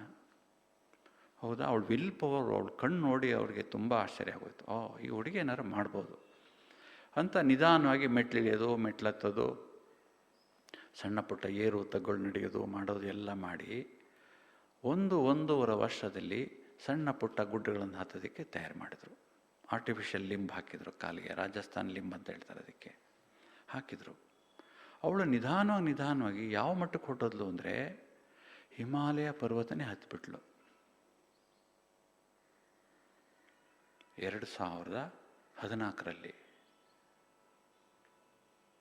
ಪ್ರಪಂಚದ ಪ್ರಥಮ ವಿಕಲಾಂಗ ಮಹಿಳೆ ಹಿಮಾಲಯ ಪರ್ವತನ ಹತ್ತಿದ್ಲವಳು. ಹತ್ತಿಳಿದ್ಲ, ಅಷ್ಟಕ್ಕೆ ಸುಮ್ಮನಿರಲಿಲ್ಲ. ಪ್ರಪಂಚದ 6 ದೇಶಗಳಲ್ಲಿರುವ ಅತ್ಯಂತ ಎತ್ತರದ ಶಿಖರಗಳಿಗೆ ಪ್ಲ್ಯಾನ್ ಮಾಡಿಕೊಂಡು ಹೋಗಿ ಹತ್ಬಿಟ್ಟು ಬಂದಳು. ಒಂದು ಕಾಲಿಲ್ಲದೆ ಇರೋಳು ಅರುಣಿಮಾ ಸಿನ್ಹಾ. ಈಗ ಪದ್ಮಶ್ರೀ ಸಿಕ್ಕಿದೆ, ಸರ್ಕಾರ ಬೇಕಾದ ದುಡ್ಡು ಕೊಟ್ಟಿದೆ. ಅವಳೀಗ ಒಂದು ಮೌಂಟನಿಯರಿಂಗ್ ಕ್ಲಬ್ ಸ್ಥಾಪನೆ ಮಾಡಿ ಮಕ್ಕಳಿಗೆ ಮೌಂಟನಿಯರಿಂಗ್ ಹೆಂಗೆ ಮಾಡೋದು ಅಂತ ಹೇಳ್ಕೊಡ್ತಾಳೆ. ಒಬ್ಬ ವಿಕಲಾಂಗನನ್ನು ಮದುವೆಯಾಗಿದ್ದಾಳೆ. ಜೀವನದಲ್ಲಿ ಬೇಕಾದಷ್ಟು ಅಪವಾದಗಳು ಬಂದು ಜನ ಬೈದರು, ಏನೇನೋ ಮಾಡಿದ್ರು, ಅವಳಿಗೆ ಯಾವುದಕ್ಕೂ ಅವಳು ಕೇರ್ ಅನ್ನಲಿಲ್ಲ. ಸ್ವತಃ ನರೇಂದ್ರ ಮೋದಿಯವರು ಅವಳನ್ನು ಆಫೀಸಿಗೆ ಕರ್ಕೊಂಡು ಸನ್ಮಾನ ಮಾಡಿದರು. ಎಷ್ಟೋ ಯೂನಿವರ್ಸಿಟಿಗಳು ಡಾಕ್ಟ್ರೇಟ್ ಕೊಟ್ಟು ಅವಳಿಗೆ. ಇವಳಿಗೆ ಇಂಗ್ಲೀಷ್ ಬರ್ತಿರ್ಲಿಲ್ಲ, ಇಂಗ್ಲೀಷ್ ಕಲಿತು ಇಂಗ್ಲೀಷಲ್ಲಿ ಪುಸ್ತಕಗಳನ್ನು ಬರೆದ್ಲು, ಮೌಂಟನೇರಿಂಗ್ ಹೆಂಗೆ ಮಾಡಬೇಕು, ನನ್ನ ಅನುಭವ ಏನು ಅಂತ. ಏನು ಸಾಧನೆ! ಸಾಧನೆ ಮಾಡೋಕ್ಕೆ ಅಭ್ಯಾಸ ಇರಬೇಕು. ಅಭ್ಯಾಸವಿಲ್ಲದೆ ಏನೂ ಮಾಡೋಕ್ಕಾಗಲ್ಲ. ನಾವು ಟೈಮ್ ಕೊಡಬೇಕು, ತ್ಯಾಗ ಮಾಡಬೇಕು. ನಾವು ಪಟ್ಟಿ ಮಾಡಿದ್ದೀವಲ್ಲ, ಎಲ್ಲದಕ್ಕೂ ಸ್ವಲ್ಪ ಟೈಮ್ ಕೊಟ್ಟು ಅಭ್ಯಾಸ ಮಾಡಬೇಕು. ಅಭ್ಯಾಸ ಮಾಡುವಾಗ ನಿದ್ರೆ ತ್ಯಾಗ ಮಾಡಬೇಕಾಗ್ಬೋದು, ಅಥವಾ ನಮ್ಮ ಜೀವನದ ಅಗತ್ಯತೆಗಳನ್ನು ತ್ಯಾಗ ಮಾಡಬೇಕಾಗ್ಬೋದು, ಅಲ್ಲಿ ಇಲ್ಲಿ ಓಡಾಡೋದು ಕಡಿಮೆ ಮಾಡಬೇಕಾಗ್ಬೋದು, ತುಂಬ ಯೋಗ ಮಾಡಬೇಕಾಗ್ಬೋದು. ಇಷ್ಟೆಲ್ಲ ಪ್ರಯತ್ನಗಳು ಮಾಡಿದ್ರೆ ನಾವೇನಾದ್ರು ಒಂದು ಹಂತಕ್ಕೆ ತಲುಪ್ತೀವಿ ಗ್ಯಾರಂಟಿಯಾಗಿ. ಬ್ರಹ್ಮಬಾಬರವರು ಕೃಷ್ಣ ಆಗೋಕ್ಕೆ ಎಷ್ಟು ಪ್ರಯತ್ನ ಮಾಡಿರ್ಬೋದು, ಎಷ್ಟು ಪುರುಷಾರ್ಥ ಮಾಡಿರ್ಬೋದು, ಎಷ್ಟು ಬದಲಾವಣೆಗಳನ್ನು ಮಾಡಿಕೊಂಡಿದ್ದಾರೆ, ಎಷ್ಟು ತ್ಯಾಗ ಮಾಡಿದ್ದಾರೆ, ಎಷ್ಟು ಅಪವಾದಗಳನ್ನು ಎದುರಿಸಿದ್ದಾರೆ, ಎಷ್ಟು ವಿಘ್ನಗಳು, ಎಷ್ಟು ಕಷ್ಟಗಳು, ಎಷ್ಟು ನಷ್ಟಗಳು. ಕೃಷ್ಣ ಆದರು, ಮಮ್ಮ ಅವರು ರಾಧೆ ಆದರು, ಬೇರೆ ದಾದಿಗಳು ಅಷ್ಟರತ್ನಗಳು ಬಂದರು. ವಂಡರ್ಫುಲ್. ಬಾಬಾ ಹೇಳ್ತಾರೆ ಎಲ್ಲರದು ಪಾತ್ರ ಇದೆ ಅಲ್ಲಿ. 84 ಜನ್ಮಗಳು ನೀವೆಲ್ಲ ತಗೋತೀರಾ ಅಂತ ಬಾಬಾರವರು ಹೇಳಿದ್ದಾರೆ. ಆದರೆ ತಗೋಬೇಕಾದ್ರೆ ಒಂದು ಮಾತು ಬಾಬಾರವರು ಹೇಳಿದ್ದಾರೆ, ಈಶ್ವರೀಯ ಪುರುಷಾರ್ಥ ಅಂದರೆ ಚಿಕ್ಕಮ್ಮನ ಮನೆ ಊಟ ಅಲ್ಲ. ಇದು ಭಗವಂತ ಹೇಳಿರೋ ವಾಕ್ಯ. ಇದು ಚಿಕ್ಕಮ್ಮನ ಮನೆ ಊಟ ಅಲ್ಲ. ಶ್ರಮ ಇದೆ. ಶ್ರಮ ಪಟ್ಟರೆ ಸಂತೋಷನೂ ಅಷ್ಟೇ ಇದೆ, ಪ್ರಾಪ್ತಿನೂ ಅಷ್ಟೇ ಇದೆ. ಸಾಮಾನ್ಯವಾದ ಮಾತಲ್ಲ. ಯಾಕೆಂದರೆ ನಾವೇ ಆಯ್ಕೆ ಮಾಡ್ಕೊಂಡಿರೋದು ಇದು. ನಾವೇನು ಫೋರ್ಸ್ ಮಾಡಿ ಯಾರು ಬಂದಿಲ್ವಲ್ಲ ಇಲ್ಲಿಗೆ. ನಾವೇ ಆಯ್ಕೆ ಮಾಡ್ಕೊಂಡಿರೋದು, ನಾವೇ ಆಯ್ಕೆ ಮಾಡ್ಕೊಂಡಿರುವಂಥ ಜಾಗ ಇದು, ಹಾದಿ ಇದು. ಈ ಹಾದಿಯಲ್ಲಿ ನಾವು ಎಷ್ಟು ಬೇಕಾದರೂ ಮಾಡ್ಬೋದು. ಕಾಂಪಿಟೇಟರ್ಸ್ ಯಾರೂ ಇಲ್ಲ ಇದಕ್ಕೆ. ನಮಗೆ ನಾವೇ ಕಾಂಪಿಟೇಟರ್ಸು. ಪೈಪೋಟಿ ನಮಗೆ ನಾವೇ ಮಾಡ್ಕೋಬೇಕು, ಬೇರೆ ಯಾರ ಜೊತೆನೂ ಪೈಪೋಟಿ ಮಾಡೋ ಅವಶ್ಯಕತೆ ಇಲ್ಲ. ನಮ್ಮ ಜೊತೆ ನಾವು ಪೈಪೋಟಿ ಮಾಡ್ಕೊಂಡ್ರೆ ಮಾತ್ರ ಒಂದು ಎತ್ತರವಾದ ಹಂತಕ್ಕೆ ತಲುಪಕ್ಕೆ ಸಾಧ್ಯ. ಆದ್ದರಿಂದ ಅಂಥ ಪ್ರಯತ್ನ ಮಾಡೋಣ, ಅಂಥ ಹಂತ ತಲುಪೋಣ. ಸತ್ಯುಗದಲ್ಲಿ ಶ್ರೀಕೃಷ್ಣನಂಥ ಒಂದು ಮಹಾನ್ ಆತ್ಮ, ಅತ್ಯಂತ ಪವಿತ್ರವಾದ ಆತ್ಮನ ಜೊತೆ ಜನ್ಮ ಪಡೆಯುವಂಥ ಭಾಗ್ಯ ನಮಗೆ ಸಿಗುವಂತೆ ಆಗಲಿ. ಕೊರೋನಾ ಬೇಗ ಹೋಗಲಿ, ಶ್ರೀಕೃಷ್ಣ ಬೇಗ ಬರಲಿ. ಓಂ ಶಾಂತಿ.